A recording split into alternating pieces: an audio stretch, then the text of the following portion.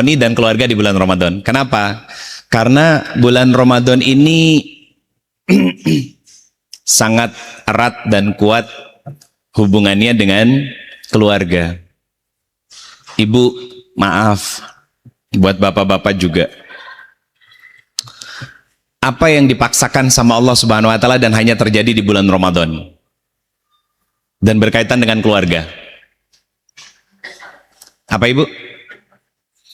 Sahur dan berbuka bersama. Dipaksa sama Allah kan? Dengan cara apa Pak? Kita yang bekerja diberikan aturan sama pemerintah masuk sedikit lebih siang dan pulang lebih awal. Betul kan? Tujuannya untuk apa? Biar kita bisa lebih awal sampai di rumah dan bisa berbuka bareng sama keluarga. Kebetulan? Enggak. Itu dipaksa sama Allah.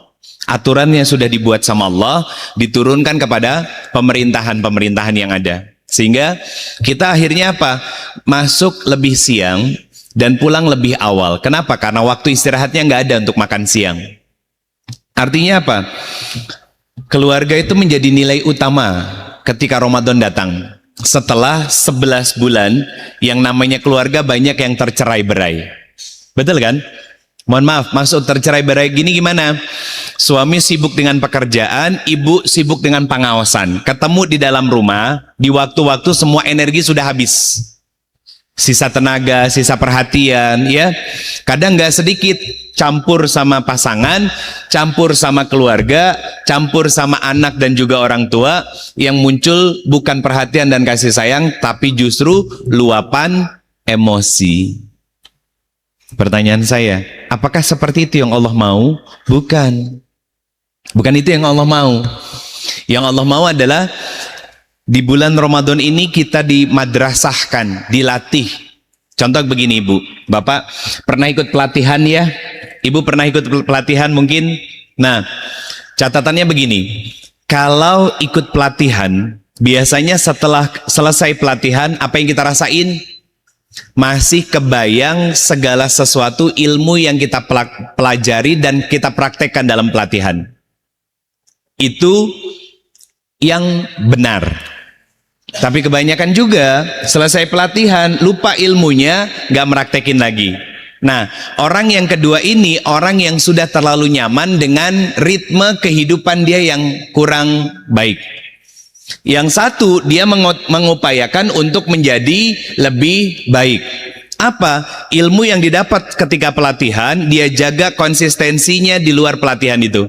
Makanya Bunda, Bapak, kenapa Allah menggunakan kata la'alla di akhir ayat 183 dari surat Al-Baqarah? La'allakum, kumnya jamak, la'alla. La'alla itu adalah sebuah usaha dan upaya untuk kita bisa menjadi seseorang yang diinginkan oleh Allah. Apa? La'alla, upayakan, jaga konsistensinya, jaga kebiasaan yang kamu lakukan selama bulan Ramadan. Di 11 bulan kemudian, maka itulah hamba-hamba yang bertakwa di sisiku. Fakta yang terjadi di Ramadan, Masya Allah, larinya sprint semua Pak. Belum nyampe garis finish sudah ngos-ngosan. Akhirnya saking ngos-ngosannya dia istirahat. Istirahatnya di mana ketika menjelang finish? Memenuhi mal-mal dan masjid menjadi sepi. Leres? Kan sekarang kan kayak saf tarawih di Masjid Al-Istiqomah ini pasti ada kemajuan kan Kang? Makin maju safnya maksudnya. Kalau waktu awal kan Masya Allah tumpah sampai keluar-luar. Betul kan? Begitu sudah mulai masuk ke fase yang kedua, safnya mulai ada kemajuan, maju ke depan, mulai makin sedikit. Berarti ada yang salah dengan cara berpikir kita tentang Ramadan. Kalau keneh-keneh masih gitu Ibu, berarti puluhan kali kita di Ramadanin sama Allah, gak ada yang berubah sama sekali, kecuali ritualitas ibadah setiap tahun namanya puasa Ramadan. Dapat nggak la'allakum tatakun? Lihat 11 bulan kemudiannya. Lihat 11 bulan kemudiannya. Kenapa di luar bulan Ramadan kita masih senang bermaksiat? Karena di bulan Ramadan saat semua pintu maksiat ditutup, tapi kita membiarkan hasrat, syahwat, hawa nafsu kita mengambil alih diri kita untuk bermaksiat. Leres? Mau bukti? Perlu bukti? Perlu. Ngacung ibu, puasa dari pertama sampai sekarang nggak ngomongin orang ngacung. Nah seri ditanya ibu teh, Pak. Karasnya asa kasepet Ustad. Pertanyaan saya, ngomongin orang diperintahin Allah apa dilarang? Dilarang. Pertanyaan saya, definisi takwa itu apa? Mengerjakan segala sesuatu yang Allah perintahkan dan meninggalkan segala sesuatu yang Allah larang. Pertanyaan saya, kalau sudah sampai hampir setengah dari Ramadan, kita nggak bisa ngerem mulut kita untuk nggak ngomongin orang, berarti yang salah Ramadannya atau kita? Kitanya. Maka jangan salahin siapa-siapa kalau nanti 11 bulan ke depan nggak ada perubahan dalam sikap kita dalam ngejalanin kehidupan. Ini Ramadan loh. Sok, saya tanya dengan satu kalimat. Ibu, Bapak, tolong bantu saya buat jawab. Apa pertanyaannya? Kalau dengan Ramadan yang begitu spesial ini, kita nggak kunjung berubah, tidak menjadi lebih baik lagi, tidak muncul rasa takut kita kepada Allah, ibadah kita tidak kita jaga secara konsisten dengan ritme yang tepat, saat dimana semua setan dibelenggu, pintu-pintu surga dibuka, pintu-pintu neraka ditutup oleh Allah Subhanahu Wa Taala. Kalau dengan bulan yang sespesial ini nggak bisa ngerubah kita, lantas harus didatengin bulan apa biar kita bisa berubah? Jawab.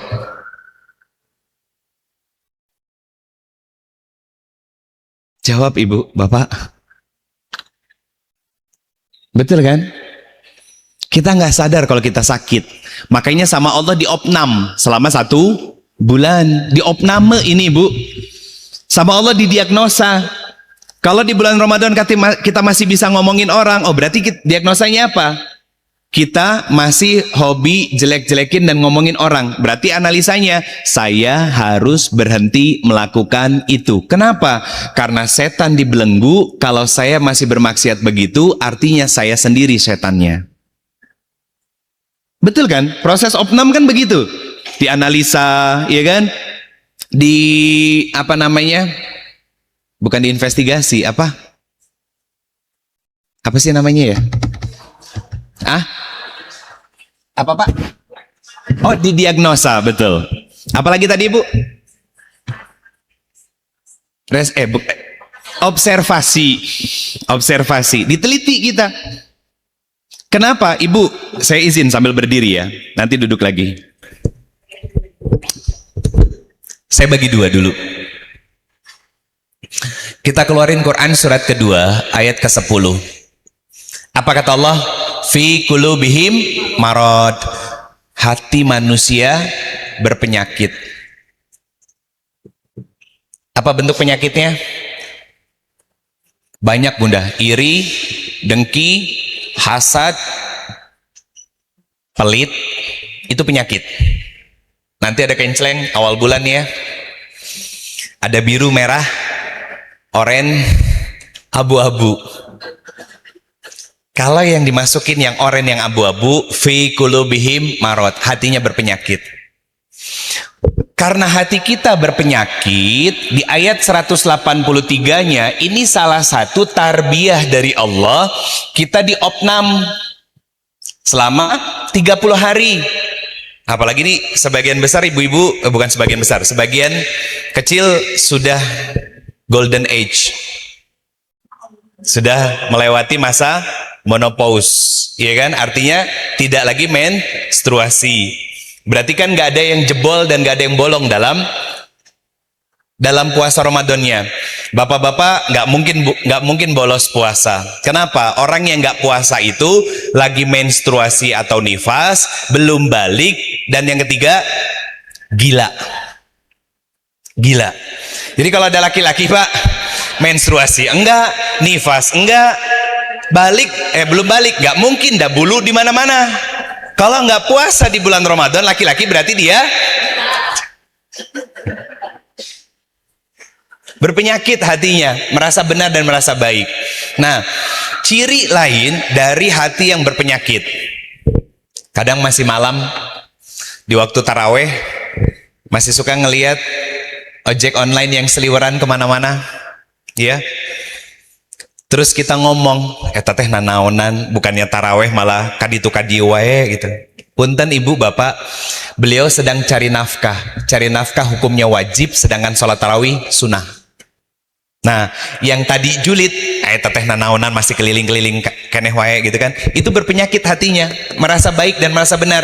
Yang bahaya, Bunda, buat kita-kita yang sudah ngaji seperti ini, Pak, yang sudah sholat, yang sudah duduk di majelis ilmu, bukan lagi tentang maksiat yang dilakukan sama dia, tapi setan akan menggelincirkan kita merasa benar, merasa baik di hadapan Allah dibandingin orang lain. Itu tipu dayanya, itu bentuk penyakitnya.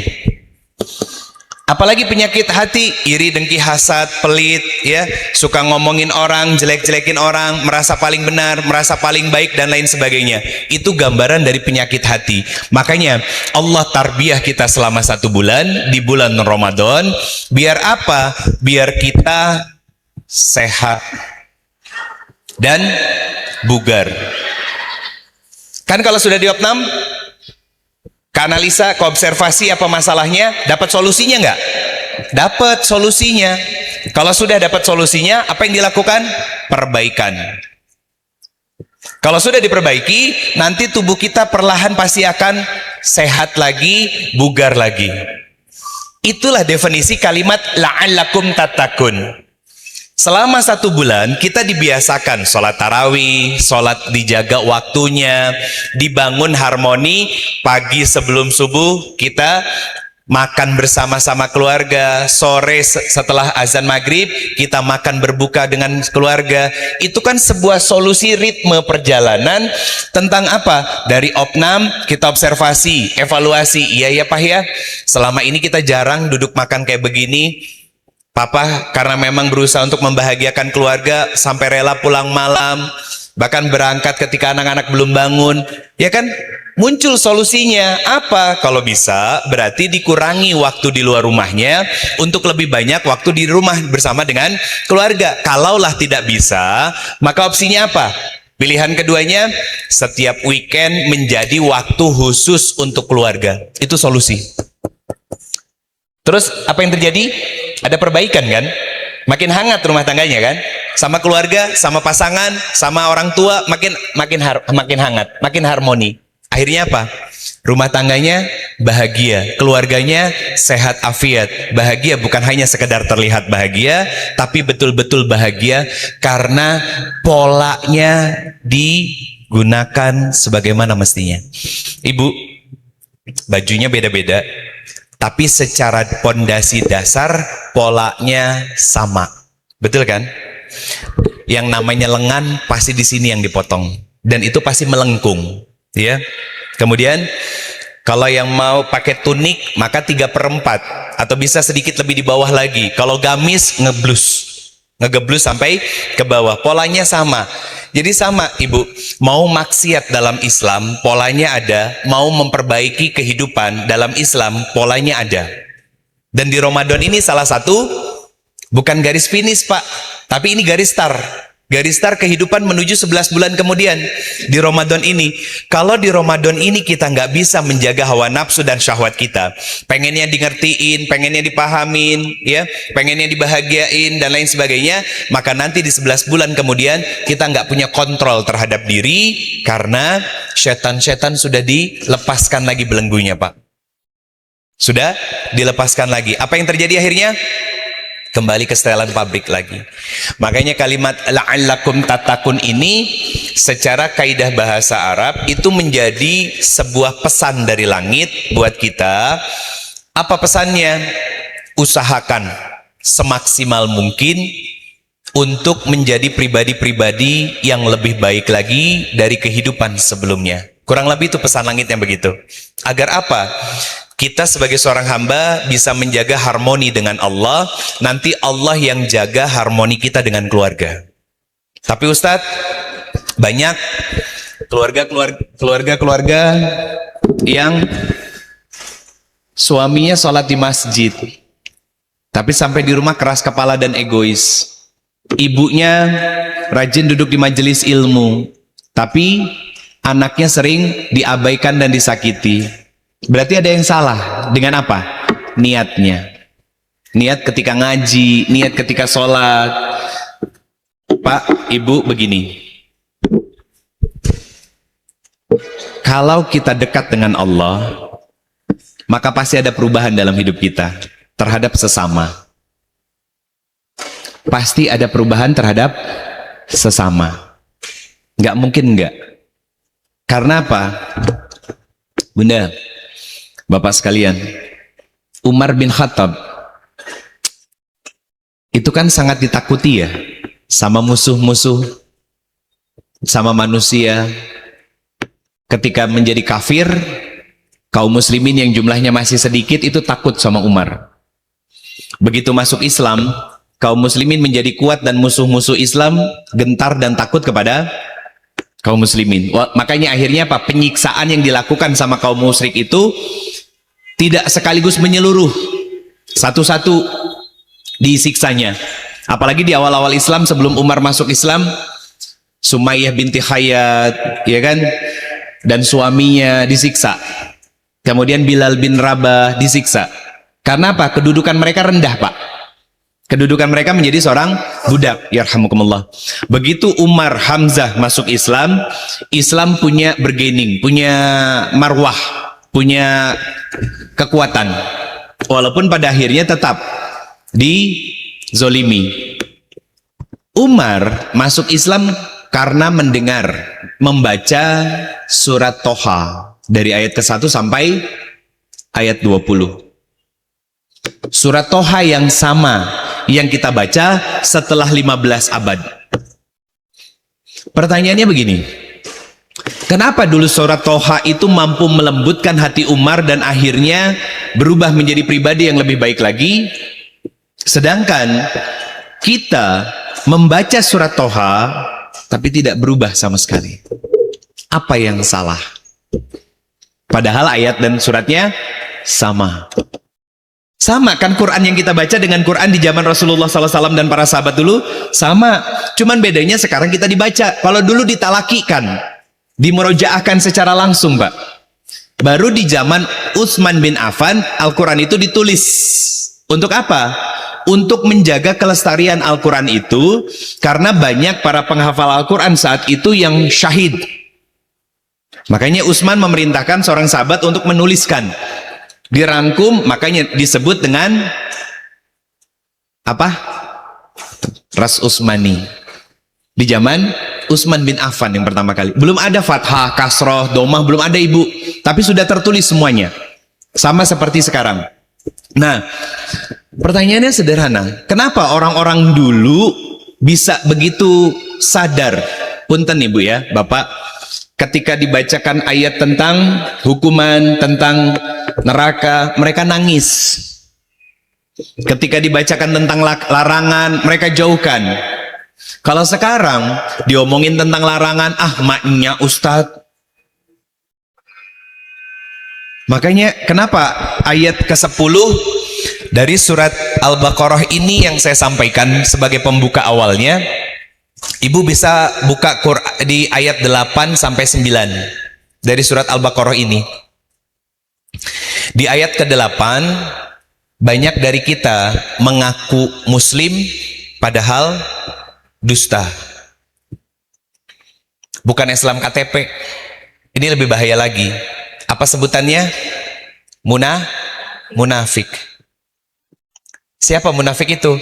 Bukan orang kafir, Pak. Tapi orang muslim yang mengabaikan perintah Allah tapi masih tetap mengerjakan larangan Allah. Atau dia kerjakan perintah Allah tapi larangan Allah dia tabrak juga. Itu orang munafik.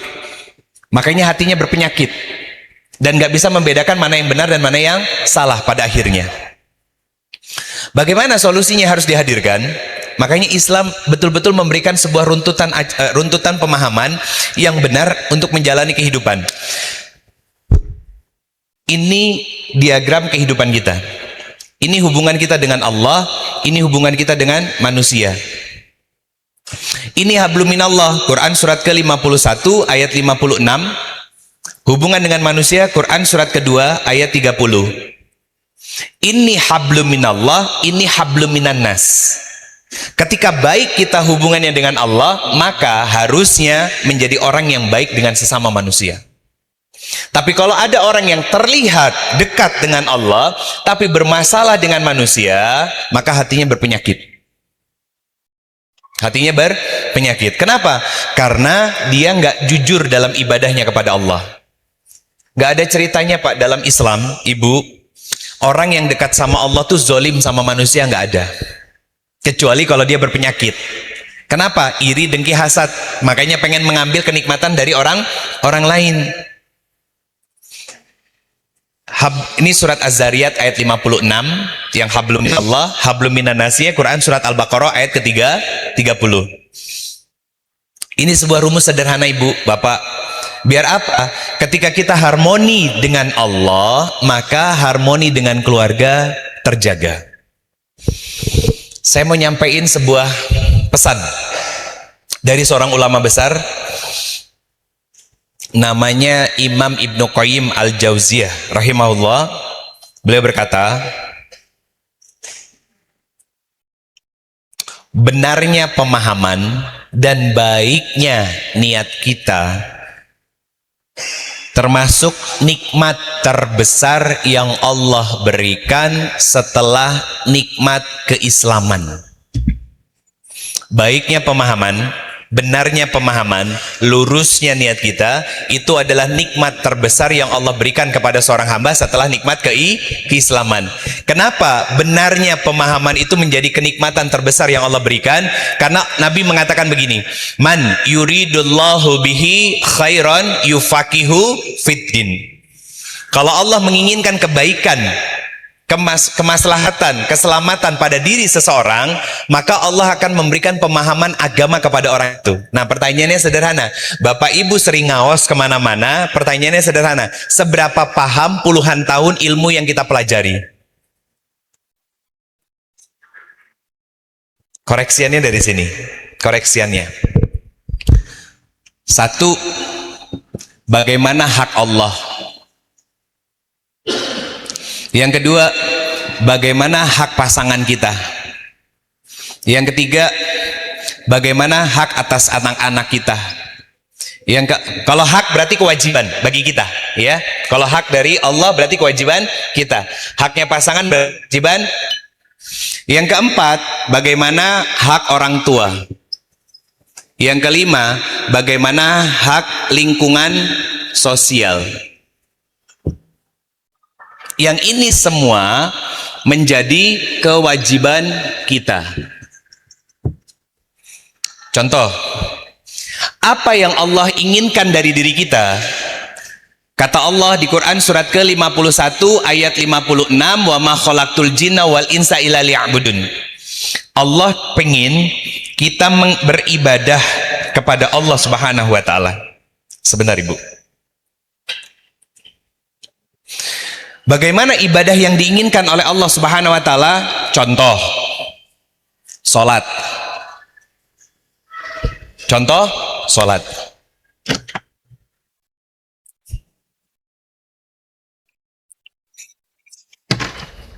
Apa yang Allah inginkan dari salat kita?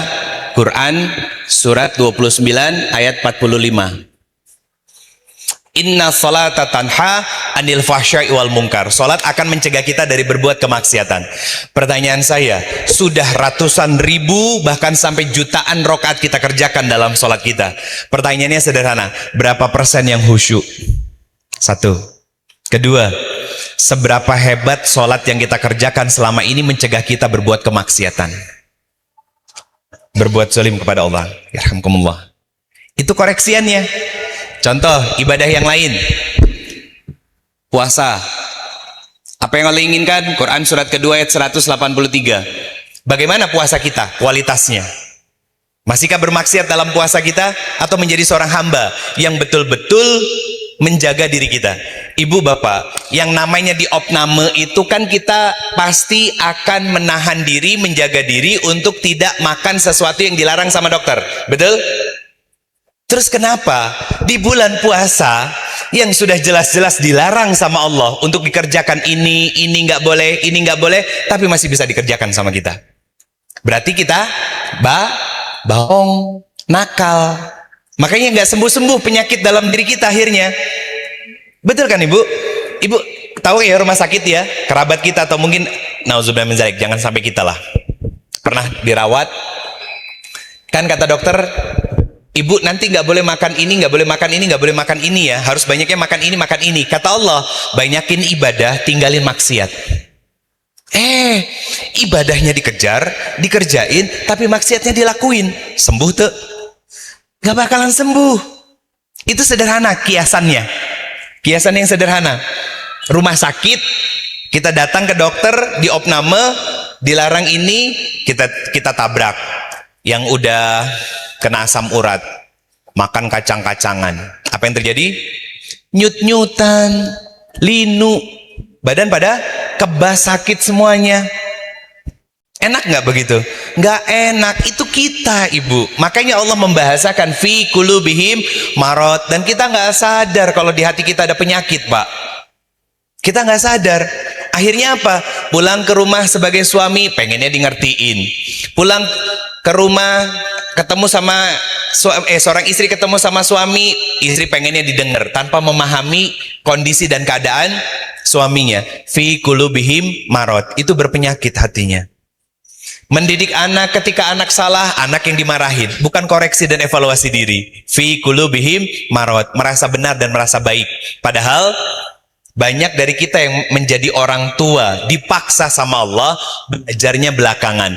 Ketika anak bermasalah, yang disalahin kalau nggak sekolah, iya kan, anaknya. Padahal anak itu adalah cerminan kualitas pendidikan kita. Ini puasa. Terus apa lagi? Contoh, infak sedekah. Apa yang Allah inginkan? Buka Quran surat kedua, ayat ketiga. Ini kan yang pembahasan tentang sedekah yang pertama dibahas sama Allah. Allazina yu'minuna bil ghaib wa yuqimuna shalah wa mimma razaqnahum yunfikun. Apa artinya? Wa mimma razaqnahum yunfikun? Infakkan sebagian dari harta yang kamu miliki, bukan seadanya. Makanya sekarang kenceleng-kenceleng ada QRIS-nya, biar ada alasan nggak bawa uang cash. Betul kan? Iya. Kalau ternyata di dompet cuma ada uang 50.000, 20.000, ya, di scan QRIS-nya, masukin yang 100. Kenapa? Sedekah yang diinginkan sama Allah itu yang ketika memberikan, gitu, hati itu langsung berdebar. Karena apa?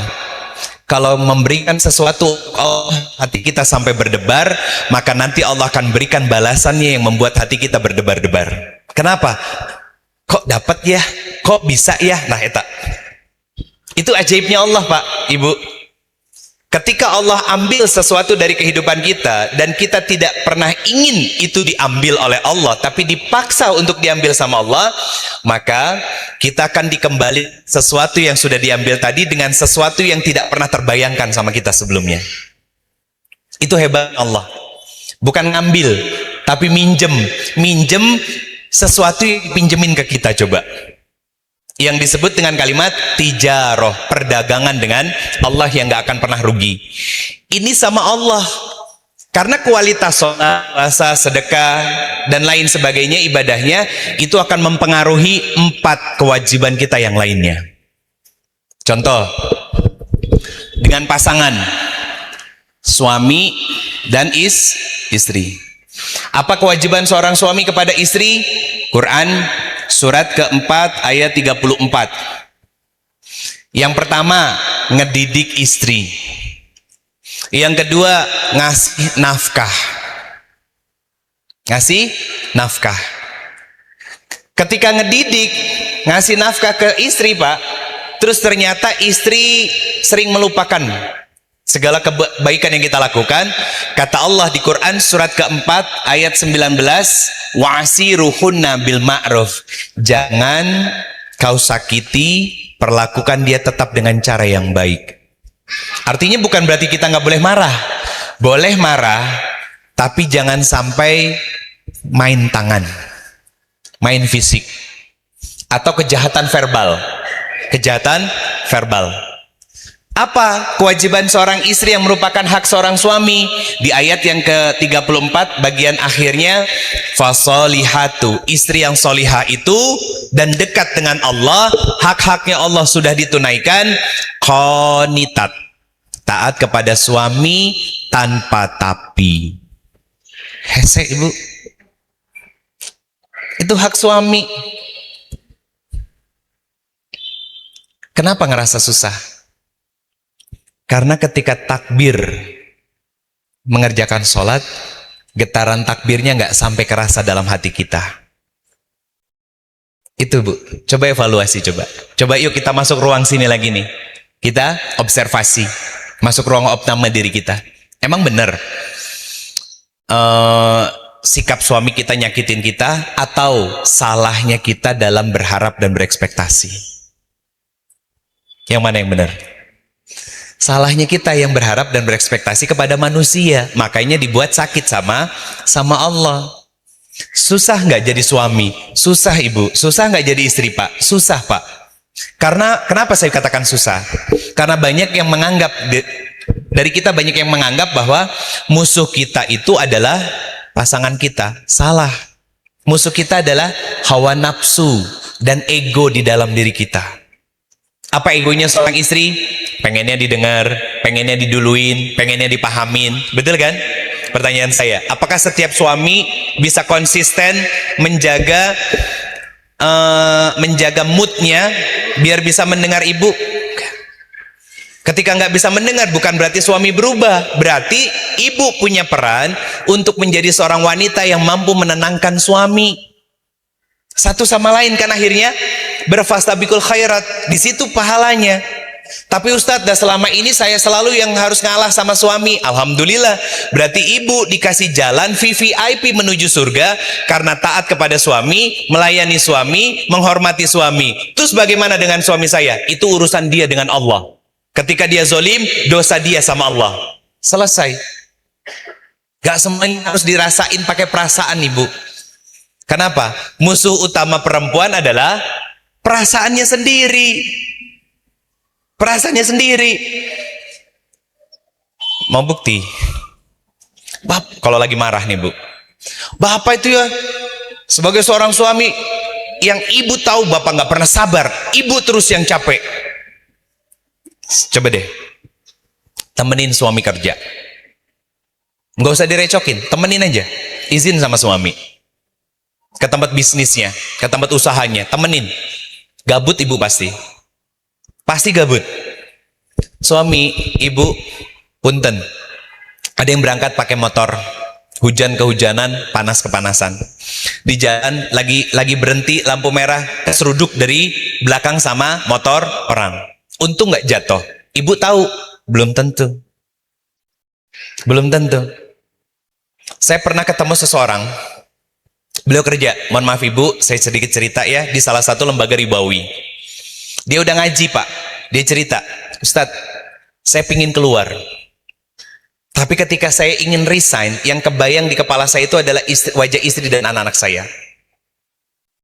Saya tahu bahwa ini dosa dan salah, tapi sampai sekarang saya belum menemukan penggantinya. Saya bilang apa? Tawakal sama Allah, bikin surat resign, apply lamaran untuk kelanjutan dari kehidupannya. Apa yang terjadi sekarang? Nggak kerja pak, tapi usaha sama istrinya, dan pendapatan beliau berkali-kali lipat dari gajinya terakhir ketika menjadi kepala dari lembaga ribawi. Itu ketika kita meninggalkan sesuatu karena Allah, pasti Allah ganti dengan sesuatu yang lebih besar dan lebih banyak. Itu janji Allah subhanahu wa ta'ala buat kita. Nah masalahnya, yakin nggak kita? Tuh suami sampai punya pikiran begitu ibu, yang nggak kerasa sama kita. Bapak-bapak yang baju oranye sebelum subuh sudah ngebersihin jalanan. Kalau saya lagi mau ngisi kajian subuh pak, ketemu biasanya berhenti sebentar. Apa yang mereka lakukan? Bela-belain bangun lebih awal, kalau bukan untuk keluarganya. Online malam, baru pulang, dingin, hujan kehujanan. Saya sering ibu, istri saya kalau beli makanan sesuatu, dan ini ngelihat ekspresinya Pak, itu dibeliin khusus untuk beliau dan minta sama pedagangnya dipisah. Sudah diterima, yang khusus ini dikasihin, itu wajahnya kaget. Leres, ini teh ibu buat saya, iya itu buat bapak, buat di rumah. Artinya kan itu sesuatu yang berharga Pak. Saya ngelihat kemarin konten di media sosial, ada orang bikin konten, semoga ini bisa jadi taufik dan hidayah untuk beliau bisa istiqomah dalam beramal soleh. Bukan untuk ria-riaan, saya menjaga baik sangka saya terhadap dia. Jadi pesan GoMart di aplikasi yang hijau, isinya itu beras, minyak, ada sedikit sembako lainnya. Dianterin sama drivernya. Terus kan drivernya bilang, GoMart gitu kan. Disebut namanya kan, dibuka pintunya, Pak, saya nggak jadi ambil barangnya. Drivernya kaget, dia seolah-olah kaget bukan karena mau dikasihnya, kaget karena dia seolah-olah sudah buang-buang uang dan ini barang untuk siapa? Ya, sama kayak GoFood, ya kan, kayak begitu juga kan, banyak yang akhirnya malah negatif di luaran. Kata orang ini apa? Itu buat bapak, buat keluarga di rumah bawa pulang, nangis. Laki-laki ini nggak minta. Di tengah keterbatasannya dia berusaha untuk mencari rezeki yang halal dan thayyib untuk keluarganya, dan itu nggak semua istri tahu. Betul kan? Itu jihadnya seorang suami. Maka ketika suami pulang ke rumah, Bunda, jadilah rumah yang tenang dan menyenangkan bagi suami. Salah satu ciri suami yang mendapatkan ketenangan dan kenyamanan di dalam rumah, lebih senang main sama istri, bercengkrama sama istri daripada nyok HP. Berarti kalau hobinya suami nyok HP, artinya berarti dia tidak tenang dan tidak mendapatkan kenyamanan di dalam rumahnya. Kenapa? Istrinya bahasa obrolannya apa? Tuntutan, masalah. Bisa kan nahan diri dulu Bunda? Kenapa? Karena suami sudah berjuang di luaran, yang mereka rela menukar kehidupannya untuk mendapatkan selembar dua lembar rezeki yang dibawa pulang ke rumah. Saya bukan ngebelain suami Bu, bukan karena saya suami, bukan. Saya lagi mendalami tentang peran istri. Sama Pak, apa hak dari seorang istri? Istri itu sederhana Pak, cuman pengen didengar, diperhatiin, disayang, didengar. Ini yang udah makin susah sekarang.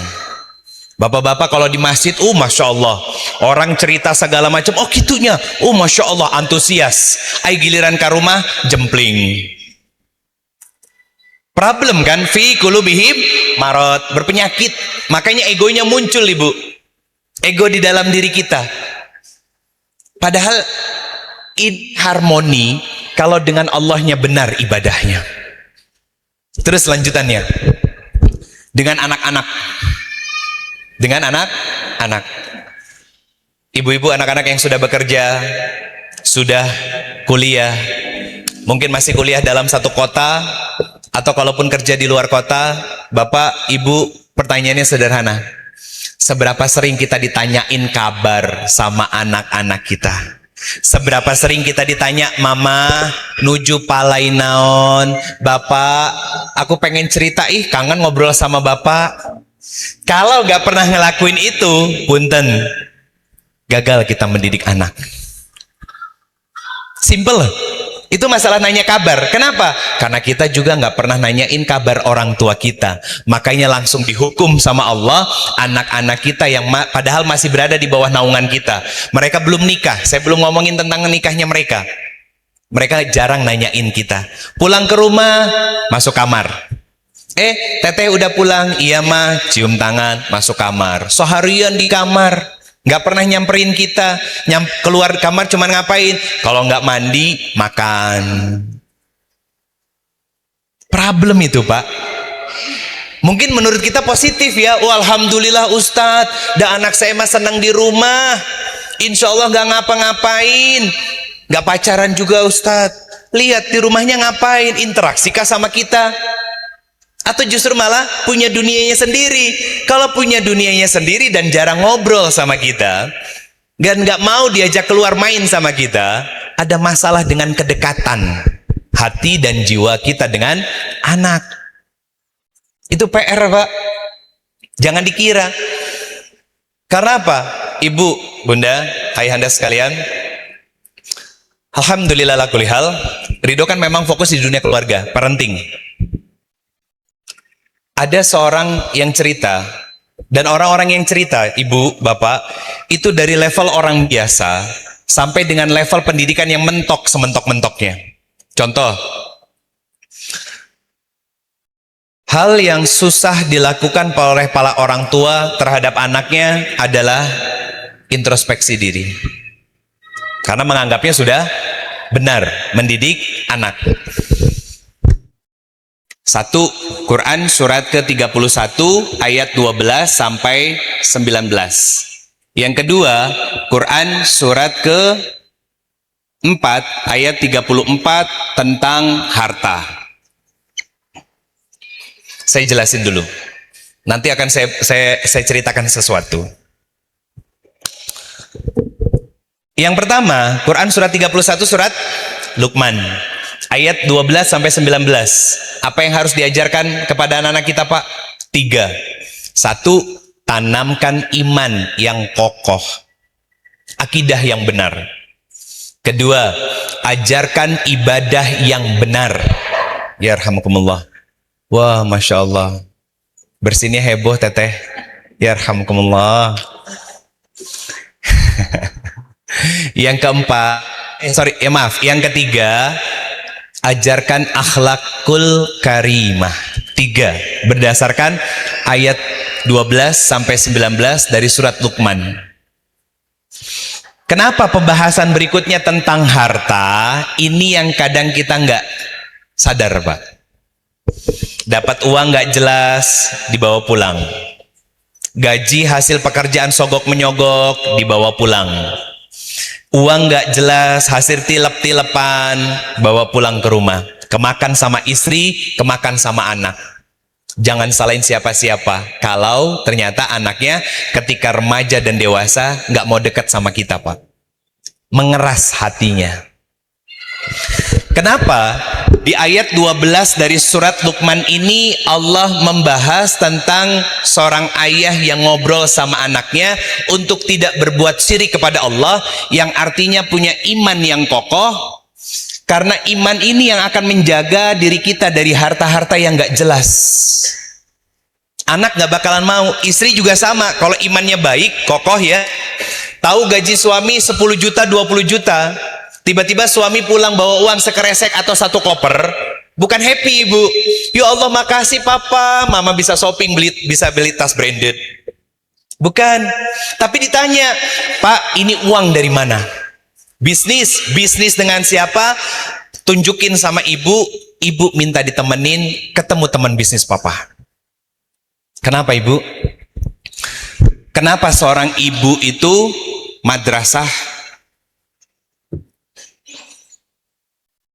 Karena ketika jadi ibu, seorang ibu itu juga benteng. Benteng terhadap segala sesuatu yang dibawa sama suami ke rumah. Harta. Kalau bentengnya reot, berarti imannya nggak kokoh, maka apa yang terjadi? Jebol, madrasahnya rusak. Kalau madrasahnya sudah rusak, peran sebagai seorang ibu juga pasti akan rusak. Kalau ibunya sudah rusak, maka anaknya akan rusak. Itu kenapa, ibu, bapak? Orang barat itu ngerusak muslim bukan lagi dengan makanan-makanan saja, tapi dengan menghancurkan mental para ibu. Akhirnya apa? Lihat, punten ya. Sekarang berseliweran di media sosial, nggak banyak, tapi cukup banyak. Seorang ibu yang tadinya seorang istri berpisah. Jadi ibu tunggal. Sering upload di media sosial. bukan hanya foto, tapi tentang potongan video-video yang hanya beberapa detik, tapi ada quotes-nya. Di antara tulisannya apa? Terima kasih karena pernah hidup dalam kehidupanku dan memberikan pelajaran yang sangat berarti sehingga membuat aku kuat dan kokoh seperti sekarang. Terima kasih mantan. Pertanyaan saya, penting nggak untuk melakukan hal itu? Nggak penting. Kenapa?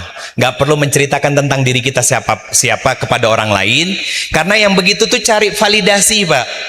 Nanti yang datang bukan kakap merah, laki-laki yang soleh, bukan, tapi buaya buuk nah hidung. Ih, Masya Allah teteh, pasti anaknya beruntung punya ibu yang sangat hebat luar biasa. Hatinya langsung kenotis. Hatinya langsung ceria. Kenapa? Ada yang ngasih perhatian, sesuatu yang selama ini dia nggak pernah dapat dalam kehidupannya. Jatuh hati nggak? Belum. Baru muncul empatinya. Apa yang dia lakukan? Dibuka profilnya. Ternyata foto-foto buaya bukna hidung tadi teh sering pangaosan. Insya Allah. Terus digambarin seolah-olah menjadi keluarga yang bahagia. Akhirnya apa? Pikiran perempuan ini shortcut. Dia bisa membahagiakan keluarganya. Mungkin aku bisa dibahagiakan juga oleh dia. Nggak apa-apa walaupun menjadi yang kedua. Itu tahapan prosesnya, Pak. Padahal semuanya flexing. Media sosial itu banyak bohongnya, Ibu. Kenapa? Ibu-ibu identik kalau lagi foto nenteng tas, ngadep ke kamera, ya, terus kakinya dimajuin biar kelihatan tinggi. Latarnya macam-macam, pokoknya yang lagi jalan ke luar negeri gitu ya, biar terkesan seperti sepasang suami istri yang bahagia, Pak. Validasi kan? Iya. Capek pasti. Coba lihat apa yang terjadi setelah dipoto. Handphonenya diambil, sibuk. Ngapain? Ngedit foto. Tadi keceriaan senyum bersamanya hilang seketika, sibuk dengan dunianya masing-masing. Dusta kan? Dusta. Yang begitu tuh nggak perlu, cukup menjadi rekaman memori kita bersama, ya. Kenapa? Ibu punten, saya bukan julid, bukan. Saya hanya ingin menyampaikan sebuah pesan tentang kehati-hatian dengan yang namanya ain. Itu maksudnya, Pak. Tahu Lala? Anak kecil yang lucu dulu. Sekarang udah nggak terlalu eksis lagi kan? Siapa yang ngeruqyah beliau? Ustadz Muhammad Faizar, sahabat saya, orang Banyumas. Yang jadi wasilahnya siapa? Denny Sumargo.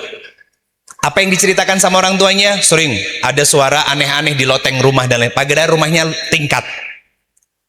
Berarti kan ruang di atas ini sempit.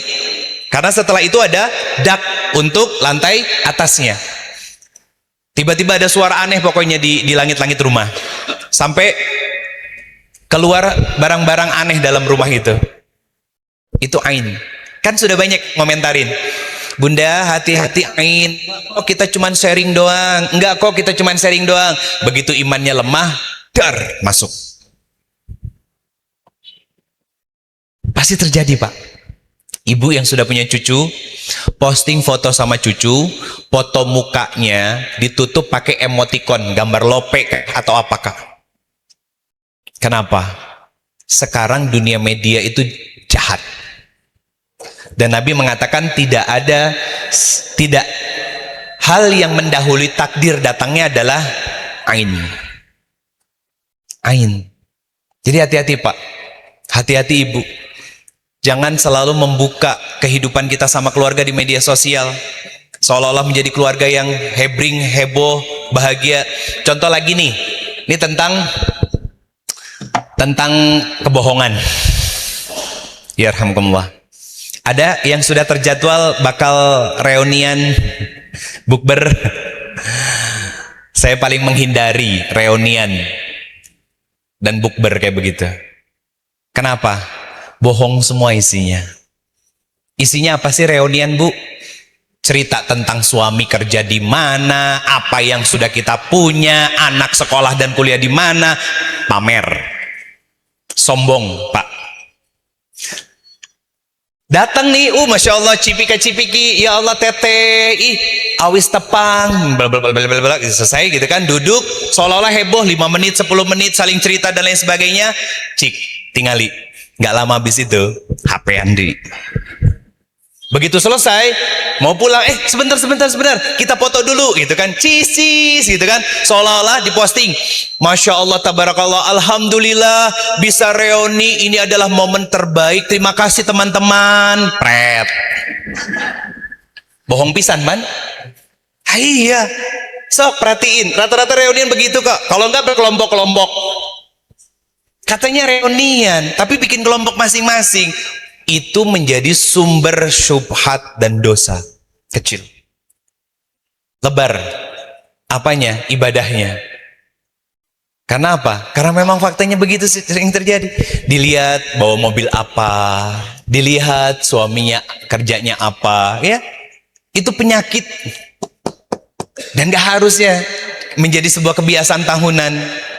Reuni bisa kapanpun kok. Syukur bisa datang, nggak datang kirim doa di grup alumni, cukup. Karena apa? Ibu, bapak, yang namanya teman itu ada 2 macam. Satu, teman yang meluangkan waktu dengan sengaja untuk silaturahmi dengan kita, atau teman yang kedua yang nanti deh gue coba usahain bisa datang apa enggak. Beda ya. Yang satu, insya Allah teteh saya akan usahain untuk datang. Yang satu kalimatnya beda dikit. Nanti deh saya coba usahain semoga bisa datang. Beda pak. Yang satu mengupayakan untuk datang dan berkumpul silaturahmi. Yang satu menganggap bahwa kita tidak penting dibandingkan dengan urusannya. Itu namanya teman.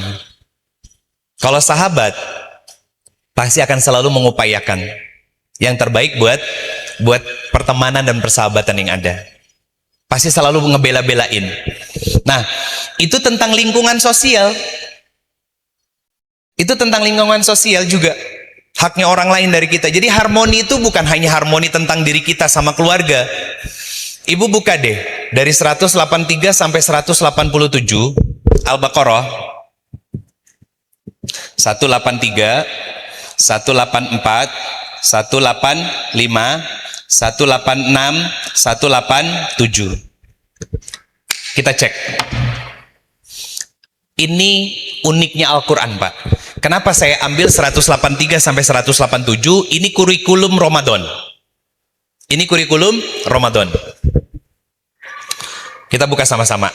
Mushaf Qurannya ayat 183. Apa akhir ayatnya? La'allakum tatakun. Apa kata Allah Subhanahu wa taala? Kalau kamu benar puasanya, jadi orang yang takwa. Nanti saya lanjutin yang atas ya. Ini gambarannya dulu. Yang kedua, 184. Apa bagian akhirnya? In kuntum ta'lamun. Agar kita faham.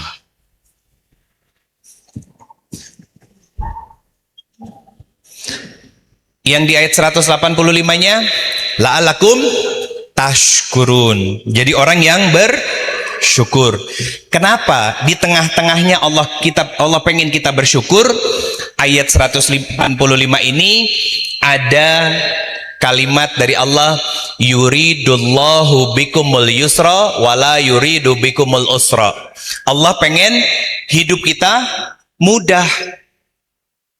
Jadi kalau ibu hidupnya sekarang Pak, kita ngerasa susah, kayak ujian bertubi-tubi hadir dalam kehidupan kita, jangan-jangan kita pelit untuk mensyukuri nikmat Allah yang banyak tentang diri kita.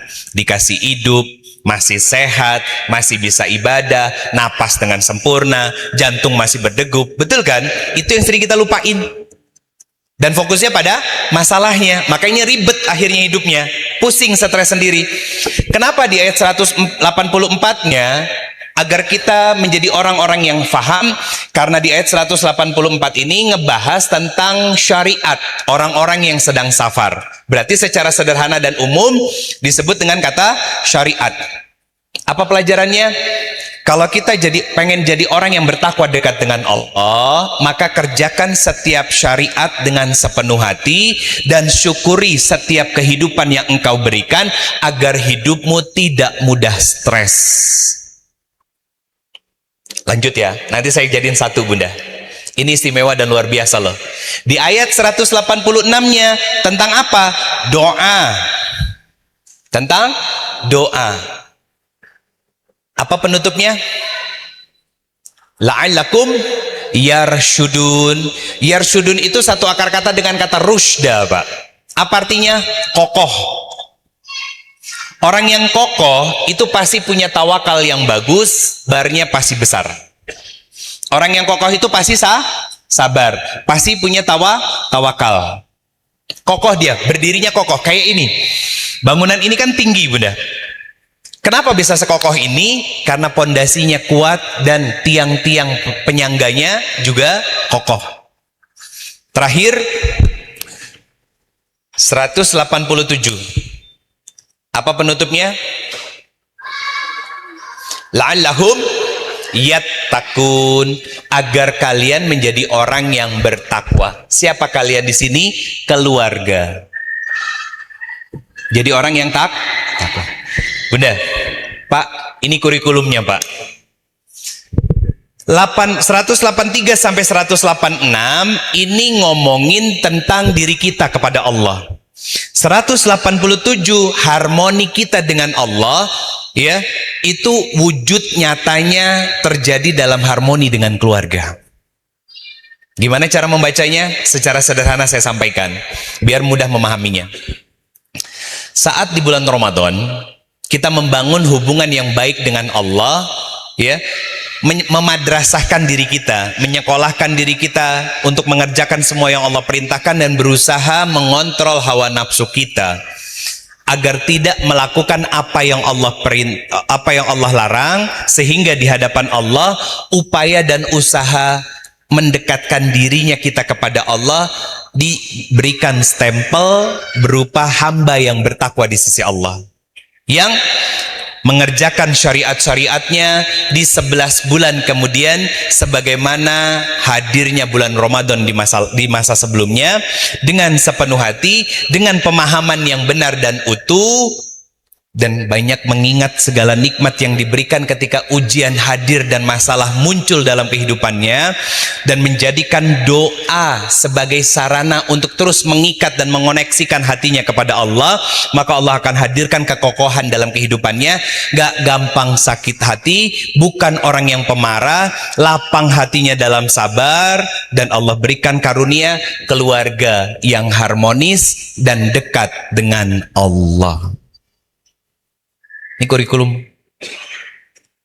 Jadi bukan cuma ngomongin amalannya, tapi kenapa amalan ini harus dilakukan, dijelaskan sama Allah di setiap potongan akhir dari masing-masing ayat, dari ayat 183 sampai 187.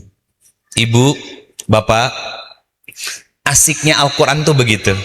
Makin dikaji, makin belum puas, makin haus kita, Bu. Makin haus pengen taunya, makin haus pengen belajarnya, makin haus untuk pengen mengamalkannya. Nah, pertanyaannya sederhana. Kapan terakhir kita tadabbur Quran? Kan itu pertanyaannya. Kapan terakhir kita tadabbur Quran? Bapak-bapak, kapan terakhir khatam Al-Quran, Pak? Ini PR bersama. Makanya akhirnya hidup kita nggak jelas arahnya. Ya udahlah Ustadz, kita ngalir aja kayak air ngejalanin hidupnya. Punten, nggak semua air ngalirnya ke lautan. Karena ada air-air yang punten ngalirnya ke comberan dan ke septic tank, rusak. Itu kebanyakan kehidupan kita seperti itu, Pak. Terus apalagi yang menjadi masalahnya? Belajar ilmu agama nggak sungguh-sungguh. Bapak, ada yang anak IPA. Waktu sekolah dulu ada anak dulu waktu sekolah IPA apa IPS? Oh, SMK berarti teknik ya. Oke. Ada yang anak IPA ketika berinteraksi dengan pasangan ngomongin rumus Pitagoras nggak ada. nggak kepake. Jadi kita tuh dijejelin selama sekolah ilmu-ilmu yang nggak kepake kecuali oleh ahli. Belajar tentang fisika, rumusan fisika, ya kan? Akan terpakai kalau kita menjadi seorang ilmuwan di bidang fisika. Kita belajar tentang tabel periodik, akan terpakai kalau kita menjadi seorang ahli dalam bidang kimia. Coba ibu kan masak ya, pakai minyak, betul kan? Tahu nggak berapa derajat? Diulik nggak? Ini kira-kira berapa derajat ya proses pemanasannya sehingga dari kelapa sawit keluar jadi minyak? Nggak kepake. Tapi ilmu agama yang cuma sejam dalam 1 minggu, 2-4 SKS dalam 1 semester, kepake seumur hidup. Tapi jumlahnya sedikit. Betul kan? Itu fakta. Itu yang disebut dengan kalimat sekularisasi pendidikan. Apa maksudnya Ustadz? Gini, ilmu agama sama ilmu pengetahuan itu dipisah. Zamannya orang-orang hebat dulu Ibu, Ibnu Sina, dia orang yang ngerti agama dan juga seorang dokter, Avicenna, betul kan? Terus Abbas ibn Firnas, penemu prototipe pertama kali pesawat terbang, aerodinamikanya Pak. Dia orang yang ngerti Quran. Kenapa dia buka itu? Dia mentadaburi surat Al-Mulk ayat 29 ketika melihat burung terbang. Berarti kan pengetahuannya mengantarkan dirinya semakin dekat dengan Allah. Sekarang orang pintar di Indonesia nggak kurang, tapi jauh dari Allah, makanya korupsi. Terus ya Pak? Simple kan? Simple. Ustadz dah hese. Iya, karena kita sudah terset menjadi orang-orang yang terbelah antara ilmu agama dengan ilmu umum. Sekolah-sekolah umum, makanya dalam 10-15 tahun ke belakang, 20 tahun ke belakang, mulai muncul sekolah IT yang menggabungkan kurikulum umum dengan Al-Quran. Ya, sekarang sudah mulai berjamur di mana-mana. Kita ilmu pengetahuannya jago. Dan banyak orang tua yang lebih jago dengan titel anaknya.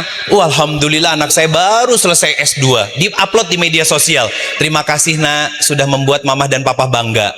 Pertanyaan saya, bangga nggak nanti di hadapan Allah? Belum tentu. Siapa tahu malah nyeret ke neraka. Kenapa? Anak perempuannya sudah balik, nggak nutup aurat. Anaknya sudah balik, pacaran, dua-duaan, pegang-pegangan, saling sentuhan, sampai perzinahan, dosa semuanya Pak. Karena ilmu agama kita kurang, tapi bangga dengan prestasi dunia anak kita. Kapan ini mulai muncul?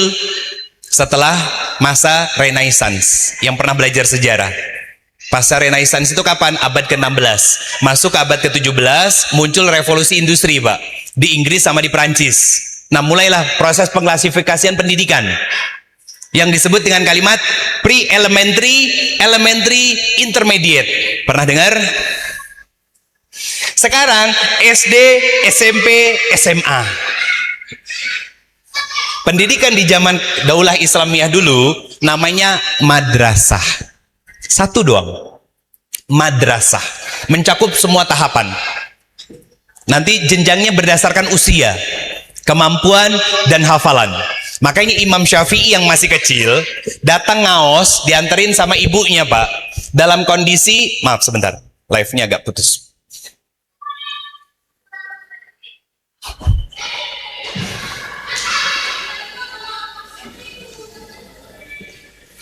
Saya lagi nggak bawa tim media karena tadi malam baru pulang jam 1:30 Ibu pulang dari Jakarta. Jadi biar tim medianya istirahat dulu. Istri saya juga nggak saya bawa biar istirahat. Padahal yang ngisi tausiah ustadznya, yang suruh istirahat yang ngedampingin ya. Oke. Di masa Renaissance, imam yang buta matanya Imam Bukhari, ya, buta matanya di usia 4 tahun, digendong sama ibunya, datang ke masjid untuk belajar Al-Quran. ditalakikan sama syekhnya dari ayat pertama sampai ayat akhir persis bisa mengulang sebagaimana yang ditalakikan oleh syekhnya, makharijul hurufnya, kualitas bacaannya sama persis, Pak. Apa kata syekhnya? Anak kecil yang belum balik, kata syekhnya, "Nak, pindahlah kelas ke tempat yang lain, belajarlah hadis karena Al-Quran mudah untuk dibelajari sedangkan hadis tidak." Pulang ke rumahnya, ketemu ibunya, "Umi, kata Syekh, aku suruh belajar hadis, gak usah belajar Al-Quran. Al-Quran mudah untuk dihafal." Apa kata uminya? "Nah, jangan, kamu belajar Al-Quran dulu." "Umi, Syekh yang nyuruh aku untuk belajar hadis." "Nah, belajar Al-Quran dulu ya, karena belajar hadis itu butuh alat yang banyak dan itu sangat sulit di tengah keterbatasan kamu." Imam Syafi'i kecil sedih, ibu masuk ke dalam kamar. Ibunya terpukul lihat anaknya yang sedih. Apa yang dilakukan ibu zaman saat itu? Kalau zaman sekarang kan sedih ngelihat anak marah-marah, update status, nelpon temen. "Ce, nuju di mana kunaon? Hayu ah, urang nongki, lieur abi." Gitu. Beda. Makanya anaknya berkualitas jadi ulama besar. Kalau anak kita belum tentu, Bunda. Karena cara merespon salahnya juga beda. Kalau beliau sujud ngambil wudhu, berdoa kepada Allah, sampai pada satu ayat yang sama dengan sedang dimurojaah sama Imam Syafi'i, ibunya tertidur, Imam Syafi'i terbuka matanya. Datang ke uminya, "Umi, aku bisa ngelihat." "Nak, penglihatanmu bukan mata, tapi mata batinmu." "Tidak, aku tahu Umi pakai baju apa." Nangis berdua, dipeluk, Pak. Dimudahkan sama Allah dalam proses menuntut ilmu dan belajarnya karena doa dari seorang ibu yang dekat dengan Allah. Dekat dengan Allah. Itu PR-nya. Makanya akhirnya bisa mendidik anak dengan kualitas yang sangat luar biasa. Ada nggak pemisahan antara ilmu pengetahuan dengan ilmu agama? Enggak. Imam Syafi'i cukup ngerti dengan ilmu astronomi, perbintangan. Yang kalau orang Yunani disebut dengan zodiak. Kesatrianya disebut dengan Saint Seiya. Kesatria, zodiak, ada Taurus, Aquarius, Pegasus, dan lain sebagainya. Betul kan? Kita yang muslim nggak begituan, ibu. Makanya jatuhnya jadi syirik. Syirik kecil, Pak. Tapi anak-anak kita, cocoknya Aquarius itu nikah sama Anu, gitu kan? Tanggalnya nanti tanggal sekian, ribet. Akhirnya harmoninya rusak. Kenapa? Karena kita akidah yang selamat. Sebentar. Astagfirullah. Saya mau nyebut ini poin 1. Salimul akidah.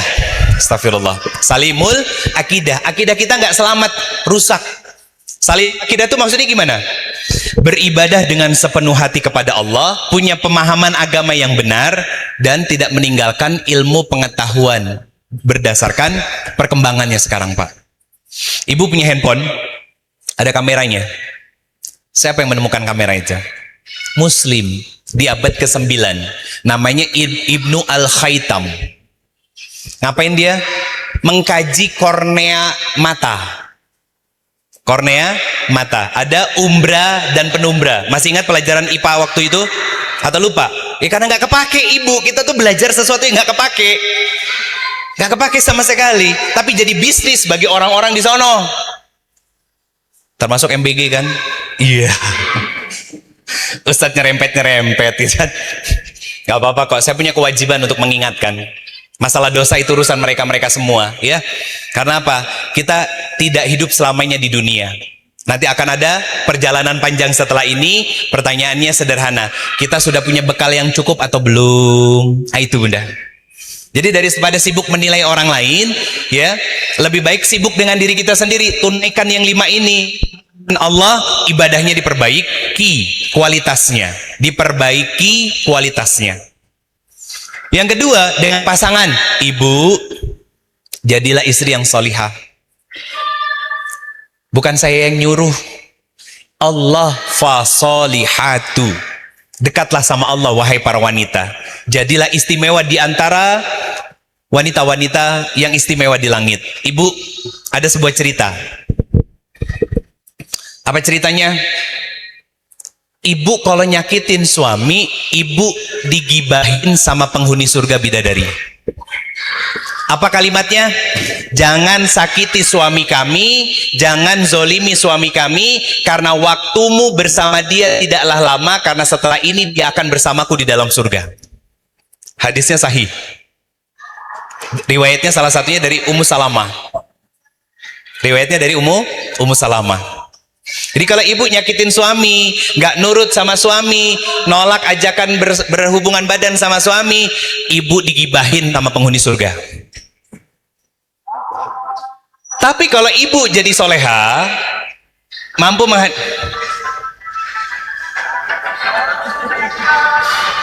harap sabar, ini ujian ya. Iya, di sini lagi taklim, di situ lagi nyanyi. Masya Allah, tabarakallah. Oke, saya lanjut ya. Bunda, kalau bunda mampu jadi soleha, jadi istri yang mampu menghadirkan ketenangan di dalam rumah,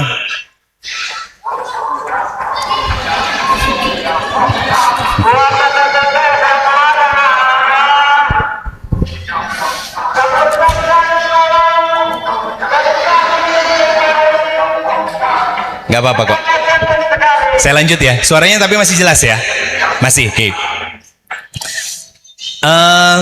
Bunda-bunda bisa jadi solihah, upayanya sungguh-sungguh dikerjain, suami merasa tenang dan nyaman pulang ke rumah, ibu-ibu sudah melakukan sesuatu yang pernah disebutkan sama Nabi. Apa? Salah satu istrinya Nabi, Ummu Salamah, pernah nanya kepada Rasulullah SAW, ya Rasulullah SAW, mana yang lebih utama, wanita di dalam surga atau wanita dari bumi? Apa jawabannya? Kata Rasulullah SAW, wanita yang paling utama adalah wanita bumi kalau dia solihah. Kalau dia solihah. Berarti kalau kita nggak solihah, kita tidak lebih utama daripada para penghuni surganya Allah Subhanahu Wa Taala. Akhirnya kita diomongin, jangan sakiti suami saya, jangan lukai suami saya, jangan zolimi suami saya. Bapak-bapak juga sama Pak. Mungkin kita sudah merasa baik menjadi seorang suami selama ini. Pertanyaannya adalah, apakah kita para suami pernah menanyakan kepada istri, Bu, ai bapak teh puluhan tahun jadi istri ibu, udah laki-laki dan suami yang baik belum buat ibu? Kebanyakan nggak pernah nanya begitu kan? Suami di rumah nanya begitu nggak, Bu? Pertanyaannya, kenapa suami nggak berani nanya? Karena tidak siap jawaban yang akan keluar dari mulut istrinya. Betul kan? Jangan ketawa dulu. Ibu pernah nanya yang sama nggak sama suami? Nggak juga kan? Kita cuma merasa baik menurut kita, belum tentu benar menurut Allah. Makanya saya tanya kan, taat sama suami susah nggak? Susah banget. Karena yang jadi lawan ibu bukan keburukan suami. Yang jadi lawan ibu adalah perasaan yang selama ini mungkin merasa tidak dihargai, tidak diapresiasi, tidak mendapatkan validasi. Padahal itu yuwaswisu fi sudurinas. Ketika mau ngelakuin sesuatu, contoh, terbesikkan dalam hati kita, udah nggak usah dikerjain, nanti kamu dicuekin sama suami kamu. Udah nggak usah deketin suami kamu, dia nggak bakalan ngeliat kamu, dia bakal sibuk sama gadgetnya, dia bakal sibuk sama HP-nya. Udah nggak usah nanya sama suami kamu, karena nanti dia bakal marah sama kamu. Udah nggak usah layanin suami kamu, toh nggak pernah diapresiasi kamunya. Betul? Yuwaswisu fi sudurinas. Itu setan. Dibiarin jadi penyakit. Jadi penyakit. Apa bentuk penyakitnya konkretnya? Ibu sebel sama suami, marahnya sama anak. Rusak harmonisnya. Nah, ini pelajaran. Terus anak, pendidikannya harus benar menurut Al-Quran dan Sunnah. Ibu, kenapa Al-Quran disebut kitab suci? Karena sudah mampu merubah ratusan juta manusia. Dan tidak pernah berubah sama sekali isi yang terkandung di dalamnya. Kepada orang tua gimana? Wabil walidaini ihsana. Buat yang masih punya orang tua, sudah makin sepuh ya Bu ya? Sudah semakin sensitif ya? Apapun yang kebaikan yang kita lakukan akan dinilai selalu salah. Kadang ngebandingin kita dengan saudara-saudara kita, ya. Itu jihadnya kita sebagai seorang anak. Ketika diperlakukan seperti itu dan kita tetap masih baik sama mereka, orang tua kita, karena sadar bahwa saya nggak akan pernah lahir ke bumi ini tanpa adanya orang tua saya, maka saya katakan demi Allah, ibu nanti jadi sepuh, anak melakukan hal yang sama dan bahkan lebih baik daripada sikap perilaku kita kepada orang tua kita dulu. Itu pasti. Kenapa Allah menggunakan kata wabil walidaini ihsan? Apa ihsan? Berbuat baik kepada seseorang, maka Allah akan balas kebaikan itu minimal setimpal atau lebih baik lagi. Itu ihsan. Kenapa? Karena ketika berbuat baik sadar bahwa Allah pasti melihat. Yang terakhir, dengan lingkungan sosial. Ada kaidahnya lingkungan sosial? Ada. Quran surat ke-49 ayatnya 10 sampai 12. Kenapa kita harus berbuat baik dengan orang-orang sekitar kita, Pak? Innamal mu'minuna ikhwah. Kita bersaudara. Surat Al-Hujurat, Bunda. Surat ke-49. Ayat ke-11, ayat ke-12, ya, itu hak saudara-saudara kita. Apa saja? 1, nggak boleh saling mencela. 2, nggak boleh saling berprasangka. 3, nggak boleh saling mengolok-olok. 4, nggak boleh saling mencari-cari kekurangan. Yang 5, nggak boleh saling menggunjing. Apa gunjing? Bukan, gunjing itu ada 2. Kalau benar jadi gibah, kalau salah jadi fitnah. Itu hak saudara-saudara kita, interaksi secara lingkungan sosial. Apa tadi? Nggak boleh saling mencela, nggak boleh saling mengolok-olok, nggak boleh saling berprasangka, nggak boleh saling mencari-cari kekurangan, nggak boleh saling menggunjing satu sama lain. Kalau benar jadi gibah, kalau salah jadi fitnah. Artinya apa, Ibu? Kalau Ramadan kita benar, maka kita nggak akan hobi ngomongin orang. Kalau Ramadan kita benar, nggak akan hobi ngolok-ngolok orang. Kalau Ramadannya benar, akan jadi istri yang solihah di hadapan Allah, bukan hanya karena pakaian, tapi juga sikapnya menggambarkan kesolehahannya.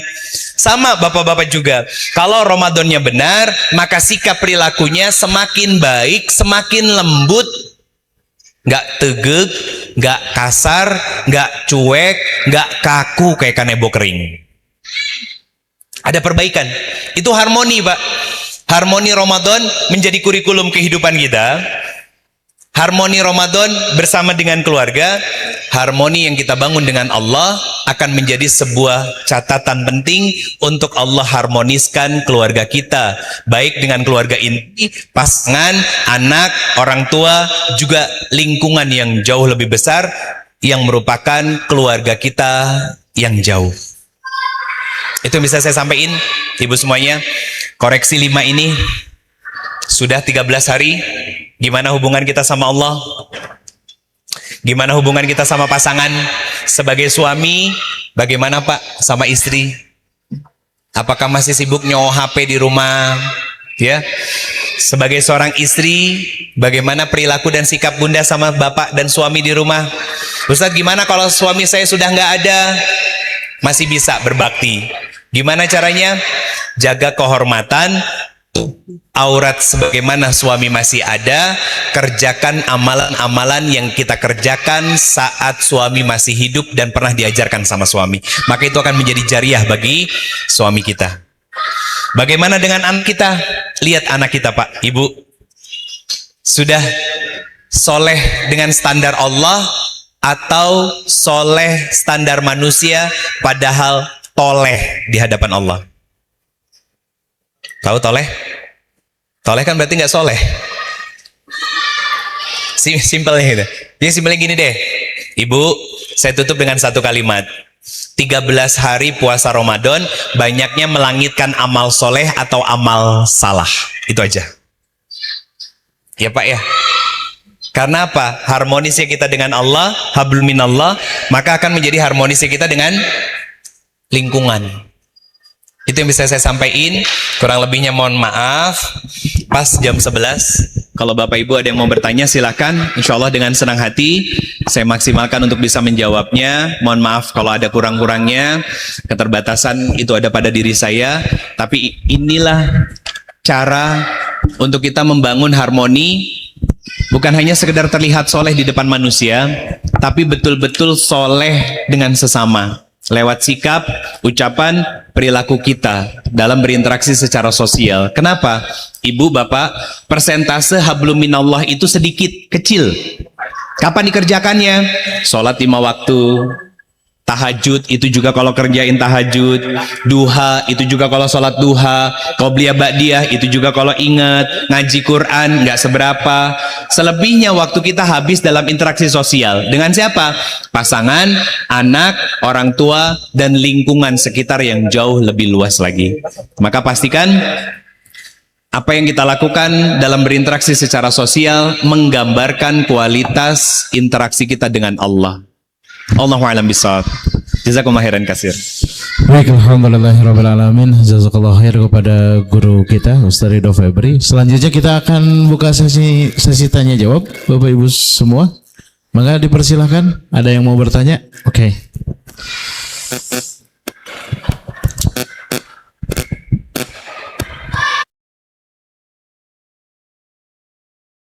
Assalamualaikum warahmatullahi wabarakatuh. Waalaikumsalam warahmatullahi wabarakatuh. Ibu. Semoga keluarga Ustadz Febri sehat walafiat Amin. dalam keberkahan Allah Subhanahu wa taala. Amin. Yang mau saya tanyakan, saya itu senang ngikutin kajian, apalagi pematerinya emang ilmunya mumpuni. Ilmunya bagus, mumpuni. Jadi setiap kajian itu pasti ada ilmu baru yang saya dapat gitu. Cuman sayangnya kadang di tengah-tengah kajian itu beliau itu umpama benci ke seorang pejabat apa ulama apa yang dia nggak suka. Dia itu menceritakan di depan jamaahnya. Jadi seakan-akan kebencian beliau itu membawa atau mengajak jamaah itu benci ke beliau gitu. Cuman saya kalau meninggalkan kajian beliau nggak mau, sebabnya beliau itu memang ilmunya bagus, mumpuni gitu loh, ilmunya lebih bisa dipahami, cara penyampaiannya juga bagus. Cuman saya itu sering ngikutin terus gitu. Yang saya sayangkan itu aja, di sela-sela kajian pasti menyisipin kebencian dia ke seseorang gitu. Sekian, wassalamualaikum warahmatullahi wabarakatuh. Waalaikumsalam. Saya izin tanggapin ya Bunda. Bunda, Bapak, kalau ada seorang ustadz atau ustazah menceritakan tentang sesuatu yang sudah diketahui keburukannya oleh publik, itu bukan gibah. Itu bukan gibah. Walaupun sebetulnya lebih baik lagi kalau tidak sama sekali. Kenapa? Menceritakan sesuatu dengan tujuan mengambil hikmah, dengan menceritakan sesuatu dengan dorongan hawa nafsu, itu beda tipis. Beda tipis. Makanya lebih baik tidak sama sekali, apalagi sampai mention nama seseorang. Ya. Ya ibaratnya gini deh. Apa yang menjadi masalah Jawa Barat?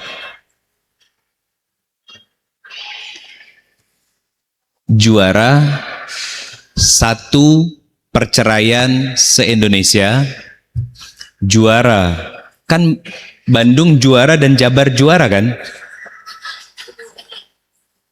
Juara satu dengan jumlah LGBT tertinggi di Indonesia. Bandungnya ranking 1 se-Jawa Barat. Berarti kalau Bandung ranking 1 se-Jawa Barat dan Jawa Barat ranking 1 se-Indonesia, berarti Bandung ranking 1 se-Indonesia LGBT-nya. Alhamdulillah, masih ada alhamdulillahnya. Apa? Persib kemarin menang juara. Terusnya, Kang Fahmi masih kebayar gitu. Persib juara, kemarin. Juara deui gitu. Ini PR Bunda. Saya cuma titip pesan, kalau itu terjadi pada saya, ingatkan saya. Kalau terjadi dengan ustadz yang lain, memungkinkan untuk mengingatkan, ingatkan. Kalau nggak memungkinkan, doakan. Sesederhana itu. Karena apa? Bukan ranahnya kita untuk mengoreksi niat-niat yang kita nggak tahu apa yang beliau ceritakan niatnya apa. Apakah mau menggali hikmah atau apa gitu ya? Kita kan nggak tahu, itu bukan ranahnya kita. Maka Bunda, Bapak punya hak untuk ngambil ilmu sama siapapun, memilih siapapun menjadi guru buat kita, dan kita pun punya kewajiban. Untuk apa? Untuk mengingatkan kalau guru kita salah, bukan malah membencinya. Ya, bukan malah membencinya. Kalau beliau aktif di media sosial, sampaikan di media sosial. Di mana? Di DM, Instagram, tahu nomor WA dari pasangannya, di Japri. Itu cara mengingatkan dan menasehati dengan cara yang baik. Saya pernah diingatkan sama jamaah saya. Waktu itu saya nyampein, belum selesai, tapi sama saya ke-trigger dengan cerita yang lain, dan ini nggak tuntas. Saya bilang begini, yuk lihat diri kita sebagai orang tua dengan kejujuran, dengan kerendah hatian. Apa yang menjadi sebab kita menitipkan anak-anak ke pesantren? Selain karena pengen mereka menjadi tumbuh generasi yang jauh lebih baik daripada diri kita, selain ketidakmampuan kita dalam mendidik mereka, anak-anak kita. Kalau kita mau jujur Pak, ada ketidakmampuan kita. Saya akui itu. Nah, kalimatnya belum selesai. Saya sudah ceritakan dengan cerita yang lain, nggak tuntas. Ada yang nge-WA, Ustadz, mohon maaf, kalau penilaian Ustadz seperti itu tentang orang tua yang menitipkan anak-anaknya ke pesantren, bagaimana dengan para ustadz dan ustazah? Saya jelaskan pakai voice note 7 menit. Saya senang tuh Pak, ada yang mengingatkan. Karena kami bukan orang maksum Bunda. Semua ilmu yang kita miliki itu hanya beberapa persen saja yang kita amalkan. Makanya fokus saya nggak terlalu besar Pak. Fokus saya kecil. Tentang keluarga. Baik itu sebelum menikah, rumah tangga, kemudian manajemen konflik, orang tua dengan anak, anak dengan orang tua. Ngomongin kebangsaan, saya nggak bisa. Tapi ngomongin tentang sejarah kebangsaan ke belakang, Daulah Islamiyah, insya Allah saya paham. Sirah Nabawiyah, saya ngerti. Siapa yang paham tentang nilai-nilai kebangsaan? Salah satunya, misal Ustadz Tantan Ahmad Santana, beliau ngerti. Karena memang bersinggungan dengan dunianya. Tinggal dipilih aja Ibu. Mau ngambil ilmu fikih, cari ustadznya. Mau ngomongin tentang tazkiyatun nafs, cari ustadznya, cari ustazahnya, datangin. Yang paling penting, ini catatannya. Satu ustadz, satu ustazah, satu buku. Bukan dicampur semua buku dari ustadz dan ustazahnya. Ini koreksian dari saya buat Bapak Ibu ya. Apa yang terjadi? Semua dicatat jadi satu, hoream, ngabuka nadri. Betul kan? So, kapan lagi dibuka bukunya? Nanti pengajian berikutnya. Iya kan? Pulang, barho, bubar. Oh, apalagi kalau majelisnya isinya hurui. Ditanya sama orang rumah, "Ay ibu ngaos naon? Naonnya ada ustadznya lucu." Ah udah selesai. Keras hati kita. Amalannya keneh-keneh gitu akhirnya. Jadi Bunda, ayahanda sekalian, kalau ngelihat sesuatu yang nggak srek dengan seorang guru, alhamdulillah, ibu nggak nyebut siapapun, ya. Tapi ini kegelisahannya beliau, dan mungkin ada yang merasa gelisah sama seperti beliau. Kalau itu saya, ingatkan saya. Kalau orang lain, ingatkan ibu. Jangan biarkan kami tergelincir. Karena apa? Setannya beda levelnya, Pak. Masalahnya kalau ustadz tergelincir, ustazah tergelincir, dibenci se-Indonesia. Tapi kalau seorang artis tergelincir, makin dicintai se-Indonesia. Kan aneh. Kan aneh. Kenapa? Karena setan halus masuk ke dalam hati kita, merasa lebih baik. Ustadz nawe kitu, ngapain saya ngaji? Fi qulubihim marad, berpenyakit. Itu bahaya, Pak. Jadi yuk kita bersinergi dalam kebaikan, menjadi saudara di luar majelis dan menjadi guru dan murid di dalam majelis. Bunda, ada satu kitab Pak yang harus kita khatamkan ketika kita senang belajar ilmu agama. Apa nama kitabnya? Ta'lim Muta'alim. Apa itu kitab tentang apa? Adab dalam proses belajar mengajar. Murid kepada guru, murid kepada ilmu, murid adab di dalam majelis ilmu, ya kan? Kemudian apa? Guru terhadap murid dan guru dalam menyampaikan ilmu dan lain sebagainya. Kalau bisa menghatamkan kitab itu, insya Allah istimewa kita. Kenapa? Itu berkaitan dengan adab di majelis ilmu. Salah satu gambarannya apa? Nggak nyongok HP ketika pangaosan. Itu orang dewasa. Kalau orang yang casingnya tua, dewasa, tapi masih bocil cara berpikirnya, pasti akan memikirkan tentang kehidupan dan dunianya, egonya, daripada di mana tempat dia sedang duduk dan bernaung saat itu. Sebentar kok Bu ngaji mah. Kan udah bilang sama suami kan, udah mengkondisikan semua rumah kan, udah tinggal disimpan.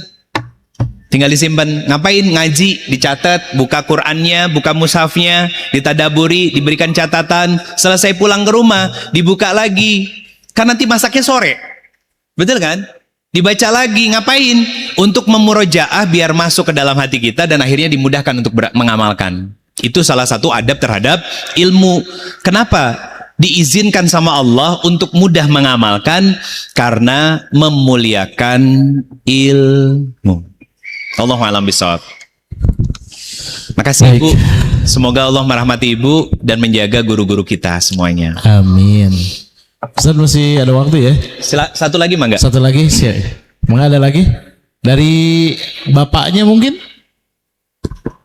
Tidak ada, diwakili oleh ibu-ibu ada lagi satu? Oke, Mangga.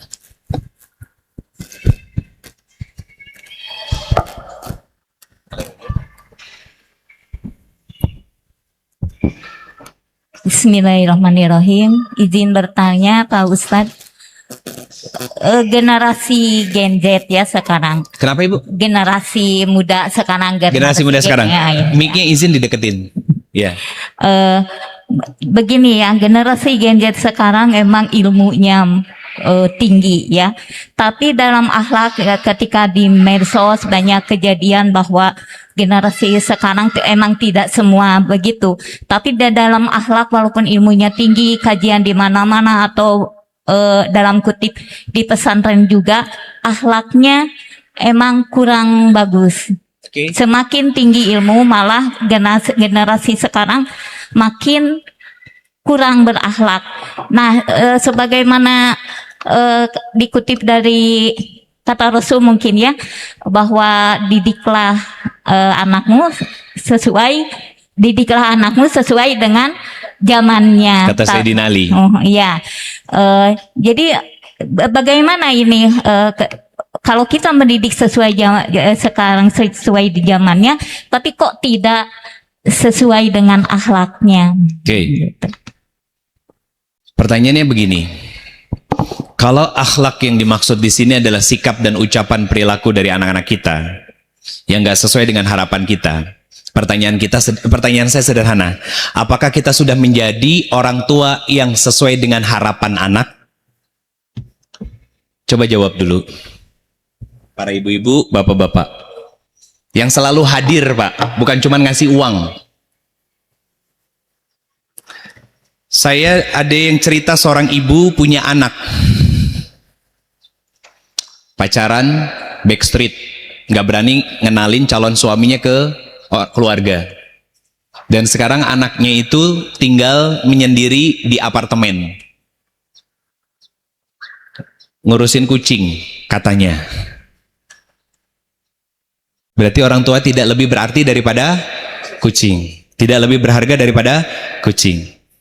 Orang tua ini minta saya untuk hadir menasehati anaknya. Saya bilang, karena yang jadi admin ngurusin jadwal saya itu istri saya bilang sama istri saya, sama Teteh, yang sampein Ustadz mau ketemu orang tuanya dulu. Tapi berkenan nggak kalau anaknya juga dihadirkan? Pingin ketemu orang tuanya dulu. Kenapa? Karena bukan orang bodoh, orang berpendidikan tinggi. Level paling mentok apa dalam dunia pendidikan? Profesor. Kenapa anaknya pacaran? Anak perempuan pacaran berarti nggak dekat sama bapaknya. Dia terang di luar, Pak. Dia terang di luar, dia dapat tepuk tangan, dia punya jabatan dan pangkat, tapi gelap di dalam rumah. Makanya anaknya pacaran, karena tidak mendapatkan apresiasi, validasi, dan tumpahan perhatian yang cukup dari orang tuanya. Pertanyaan saya, yang salah zamannya atau orang tua dalam mendidik anak sesuai zamannya? Itu catatannya. Jadi kalau ngomongin akhlak dari anak itu, lihat akhlak kitanya sama orang, sebagai orang tua sama anak. Anak datang ketika kecil, mama, aku nggak ngerti, ajarin dong. Sebentar nak, mama lagi ngobrol sama besti. Atau sebentar nak, mama lagi nanggung. Selesai, lupa. Atau belajarlah kamu sendiri, cari di Google nak. Akhirnya nggak pernah nanyain lagi sama orang tuanya. 10 tahun kemudian, anak ini terbentuk sebuah karakter, tidak lagi mau ngobrol sama ibunya karena pernah ditolak. Siapa yang ngelakuin pertama kali anak itu sehingga menjadi jauh sama orang tua? Orang tuanya, Pak. Dan kita nggak pernah meneliti sampai sejauh itu. Kenapa? Kenapanya pada anak, bukan kenapa pada diri kita. Kenapa anak seperti ini? Ya Allah, apakah saya salah dalam mendidik anak saya? Tolong tunjukin. Gak berani ngomong begitu sama Allah. Kenapa? Karena takut kalau ternyata ditunjukin, salahnya kita. Itu kita. Kenapa tadi saya katakan tugas seorang ayah bukan hanya memberikan nafkah? Imam Ibnu Qayyim, ibu-ibu, bapak-bapak yang ngerti bahasa Arab, cari kitab, nama kitabnya Tuhfatul Maudud, Ahkamul Maulud. Ini kitab tebalnya sekitar hampir 500 halaman, dibuat oleh Imam Ibnu Qayyim Al-Jauziyah hanya dalam 1 hari. Kerennya ulama begitu, Pak. Gabutnya bikin kitab 1 hari hampir 500 halaman sebagai hadiah untuk anaknya. Ada satu bab pembahasan yang diceritakan sama beliau bahwa rusaknya anak-anak di muka bumi ini karena ketidakhadiran seorang ayah. Apa bentuk konkretnya? Seorang ayah itu bukan hanya jasad seorang ayah, tapi ketika seorang ayah kasar sama istri, seorang ayah tidak jadi pendengar yang baik bagi istri, seorang ayah tidak dewasa dan tenang, tidak berpikiran yang luas, hobinya menyakiti dan melukai istri, keras kepala, egois, patriarki, maka ibu ini akan rusak mentalnya dan akan merusak generasi berikutnya. Itu maksudnya, Pak. Kenapa? Saya bukan membela ibu-ibu, karena bagi seorang wanita ketika sudah menikah, dunianya terlepas, dunianya adalah suami dan anak-anaknya, nggak ada yang lain, Pak. Makanya Rasulullah SAW pernah satu ketika dalam kondisi yang capek habis safar, pulang ke rumah jadi pendengar yang baik untuk Aisyah selama hampir kurang lebih 4 jam, menceritakan tentang 11 wanita, salah satunya Ummu Zar'in. Kebayang, Pak? Kepala negara, pengatur strategi, pebisnis, sahabat, murabi, nabi, rasul, berkali-kali lipat capeknya daripada kita, pulang ke rumah jadi pendengar yang baik buat istrinya. Hampir 4 jam. Mun orang mau 4 menit geskerek. 4 jam. Sampai Rasulullah dengan tenang mengatakan apa? Karena suaminya Ummu Zar'in ini memilih orang yang lain. Dan Rasulullah mengatakan, aku kepadamu seperti Ummu Zar'in dengan suaminya, tapi aku tidak akan pernah menceraikanmu dan aku akan menjagamu. Oh, hebat, Rasulullah romantis begitu, Pak. Punten, kita lahir, bapak kita masih ada. Betul kan? Kita masih punya bapak kan? Rasulullah lahir, bapaknya sudah meninggal. Siapa yang ngajarin Rasulullah bisa bersikap seperti itu? Kan ini jadi pelajaran buat kita para suami. Kenapa ada istri yang hobinya ngomel-ngomel? Kenapa ada seorang istri yang bawel? Beda. Ngomel-ngomel itu ada tumpukan emosi yang gak keluar. Makanya ngomel-ngomel sama siapa biasanya ngomel ibu? Anak. Tapi kalau cerewetnya seorang istri bukan sama anak, tapi sama suami. Pak, kalau istri cerewet, bawel, bersyukur, artinya dia waras. Yang bahaya itu kalau istri pendiam. Ada masalah, ditanya cuma 3 huruf, G, P, P, gak apa-apa. Ada apa-apa. Makanya disebut madrasah. Madrasah kan harus dikondusifkan, harus diperindah, harus dijaga. Hati para istri itulah yang harus dijaga oleh para suami. Ini secara default hubungan suami istri, satu sama lain saling mengisi dan menjadi yang terbaik untuk pasangan, bukan menuntut pasangan menjadi yang terbaik untuk diri kita. Bukan. Capek ibu, capek bapak. Kalau ternyata standar suami kita seperti yang sekarang apa adanya, ibu sudah bertahan 20-30 tahun lebih, hebat. Di situ pahalanya. Nggak usah ngeluh lagi sekarang. Ah, Ustadz dah capek, naik mau gimana lagi gitu kan? Aku mahadi gitu. Salah. Lebar pahala berpuluh-puluh tahun selama ini. Kalimatnya orang dewasa apa? Alhamdulillah Ustadz. Yang penting kami harmonis, dijaga sama Allah dari godaan kuntilanak-kuntilanak berjilbab. Saha eta teh pelakor, Pak. Nah kalau kuntilanak gak pakai, maksudnya serba mini kan udah biasa ya gitu. Nah sekarang kuntilanaknya banyak yang berjilbab, Pak.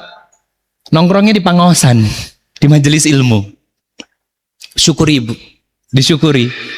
Terus doain suami, ya Allah, kalau memang seperti ini keadaan suami saya, dan memang gak harus berubah untuk jadi apapun dan seperti apapun, tolong rubah hati saya lebih sabar lagi. Selesai. Gak usah maksa, ya Allah, nah suami saya teh kiki wae gitu kan. Capek ibu. Akhirnya korbannya anak. Kenapa? Orang tuanya sama-sama egois dan sama-sama menumpuk luka, kecewa dan emosi, saling berantem, saling nyakitin. Akhirnya apa? Anak menilai, oh ternyata kalau dia perempuan, aku nggak mau nikah karena punya bapak yang kasar sama ibu. Kalau laki-laki akan menganggap, oh ternyata sikap laki-laki itu seperti itu. Makanya akhirnya apa? Ketika suami istri ini bermasalah, Pak, bapak nggak dekat dengan anak perempuan, dia akan gampang pacaran. Cek ibu. Dulu ibu kenapa sebelum nikah bobogohan? Coba diingat-ingat lagi, sedekat apa dulu sama bapak? Pasti nggak terlalu dekat. Karena yang dekat sama bapak secara emosi, seneng ngobrol, seneng diskusi, nggak akan mau pacaran kecuali dengan laki-laki yang datang melamar langsung. Itu prinsip namanya. Karena apa? Gelasnya udah penuh, Bu, nggak mau diisi sama yang lain. Terus kenapa ada perempuan-perempuan yang pacaran, Pak, di luar rumah? Karena nggak dekat sama bapaknya, gelasnya kosong. Makanya cari yang ngisi perhatian, kasih sayang. Ketika datang, ya ampun, calon istri aku baru calon, belum nikah, belum tentu jadi pasangan. Cantiknya sih, nggak pernah dipuji sama bapaknya. Makanya kenapa sekarang banyak perempuan-perempuan yang eksis di media sosial? Karena suaminya pelit muji. Pak, aku cantik gak sih? Ih, apaan sih ibu teh nanya-nanya wae? Akhirnya apa? Upload di media sosial.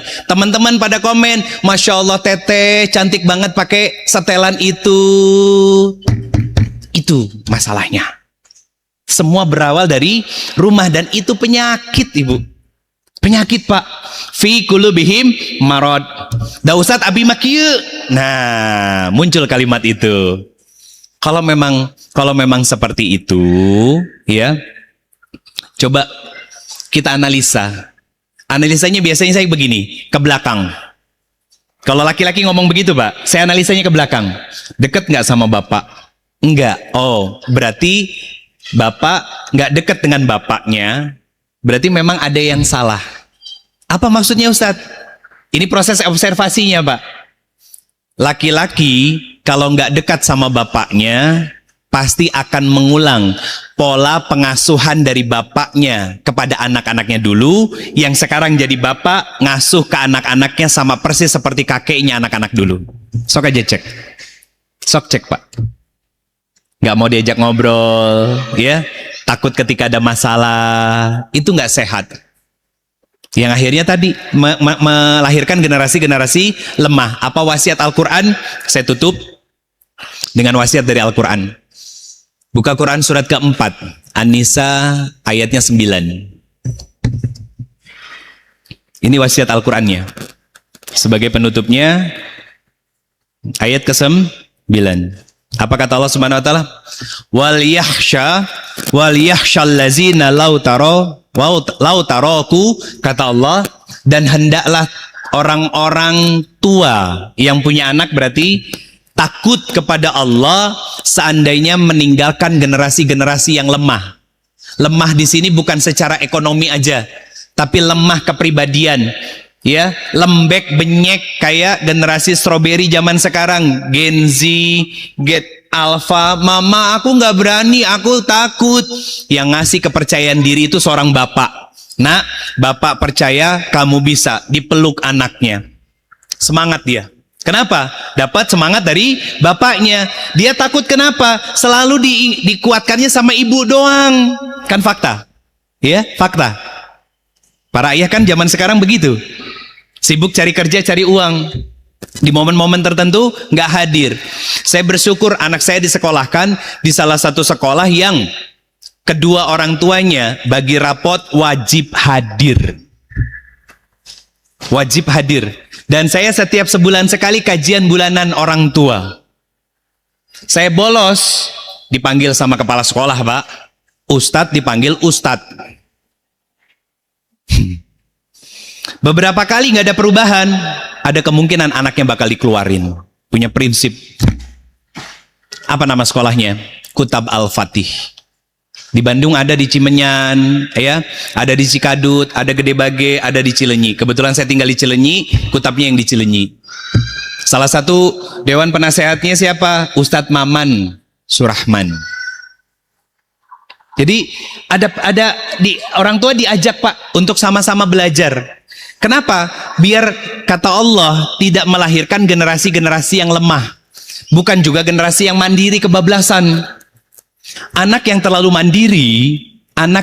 mandiri itu berbahaya.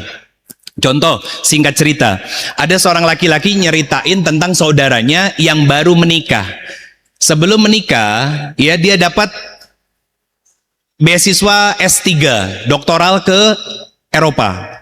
Nikahlah dia dengan seorang wanita pujian hatinya, dibawalah. Doktoral berapa tahun? 4 tahun. Menjelang pulang, istrinya diajak untuk pulang, nggak mau, Pak. Kenapa nggak mau pulang? Pengen kerja dan berkarir di Eropa. Kenapa? Gajinya besar. Ustadz, kenapa ya? Istri saya ketika dinasehati dia nangis, ketika diajak pulang nggak mau. Kata beliau begitu. Bagaimana observasi saya? Pertanyaan pertama, beliau aktif nggak di media sosial? Aktif Ustadz. Followernya jauh lebih banyak daripada suaminya, bahkan sudah centang 2 biru. Yang kedua, dia dekat nggak sama orang tuanya, terutama bapaknya? Sependek yang saya tahu Ustadz, istri dari saudara saya ini orang tuanya adalah diplomat yang pindah-pindah negara. Kenapa Ustadz tanya kayak begitu? Sebelum saya jawab dulu, tolong jawab satu pertanyaan saya. Siapa perempuan ini? Latar belakangnya salah satunya dia pernah jadi finalis Putri Indonesia. Pertanyaan saya, orang pintar apa orang bodoh? Pintar. Cantik apa jelek? Cantik, karena nggak ada orang jelek. Kenapa? Manusia itu diciptakan kalau nggak cantik, cantik banget. Kalau nggak ganteng, ganteng banget. Ya Pak ya? Oke. Kenapa ada seorang perempuan sampai mencari panggung dengan sorot lampu yang banyak, tepuk tangan yang besar, dan terekspos se-Indonesia? Kalau bukan mencari satu kata, validasi eksistensi diri yang nggak didapat dari orang tuanya. Bapaknya terlalu sibuk jadi diplomat, ibunya menemani, mendampingi Pak. Akhirnya apa? Jadi wanita dalam hashtag yang lagi populer sekarang, independent woman. yang merasa mampu berdiri di atas kaki sendiri. Salah. Karena fitrah perempuan fi buyutikum, di dalam rumah. Akhirnya jadi alfa. Kenapa dia pengen kerja di luar negeri, Pak? Coba, ini berkaitan dengan pakaian bagus tadi. Ya ampun sis, sekarang kerja di Prancis, di London misalkan gitu ya. Pasti gajinya besar ya. Dapat pujian yang kosong selama ini. Itu poinnya Bunda. Apa kesimpulannya? Pak, Ibu, dekatnya kita dengan anak itu bukan hanya sekedar fisik, tapi emosional. Kalau seorang ibu dekat dengan anak, saya nggak ragu. Yang jadi masalah, bapak dekat sama anak itu istimewa. Makanya diulang sampai 14 kali dialog ayah dengan anak. Kalau ibu dengan anak hanya 2. Kenapa? Karena rahim dan anak itu lahir dari rahim seorang ibu. Tapi kalau bapak bisa dekat dengan anaknya, sehingga anak itu, anak laki-lakinya punya prinsip, aku pengen seperti papa yang bisa membahagiakan mama, dan aku akan cari seorang istri seperti mama yang mampu membahagiakan aku dan menjaga aku seperti mama membahagiakan papa. Itu keren. Itu keren. Yang akhirnya nanti ketika kita di penghujung usia, anak laki-laki kita, dia yang maju ke depan ketika keranda jenazah kita sudah dibawa ke Masjid Al-Istiqomah ini, bilang sama takmir masjid, Ustadz, punten, biar saya yang jadi imam sholat jenazah ayah saya sebagai penghormatan terakhir kepada ayah saya. Itu hebat. Anak yang hebat. Lahir dari pendidikan ayah yang hebat dan ibu sebagai madrasah yang tenang. Jadi kesimpulannya apa? Anak rusak secara akhlak kepada orang tua. Tanya sama diri kita sebagai orang tua, bagaimana akhlak kita kepada anak-anak kita. Itu Bunda. Allahu a'lam bishawab. Jazakumullah khairan katsir Bunda. Mohon maaf agak sedikit overtime. Semoga berkenan, semoga jadi kebaikan. Harmoni di bulan Ramadan merupakan harmoni kita dengan Allah dan juga keluarga serta masyarakat secara umum. Jazakumullah khairan katsir, semoga bisa silaturahmi di lain kesempatan. Hadanallahu wa ikum ajmain. Mohon maaf lahir dan batin. Saya kembalikan ke Kang Fahmi. Assalamualaikum warahmatullahi wabarakatuh.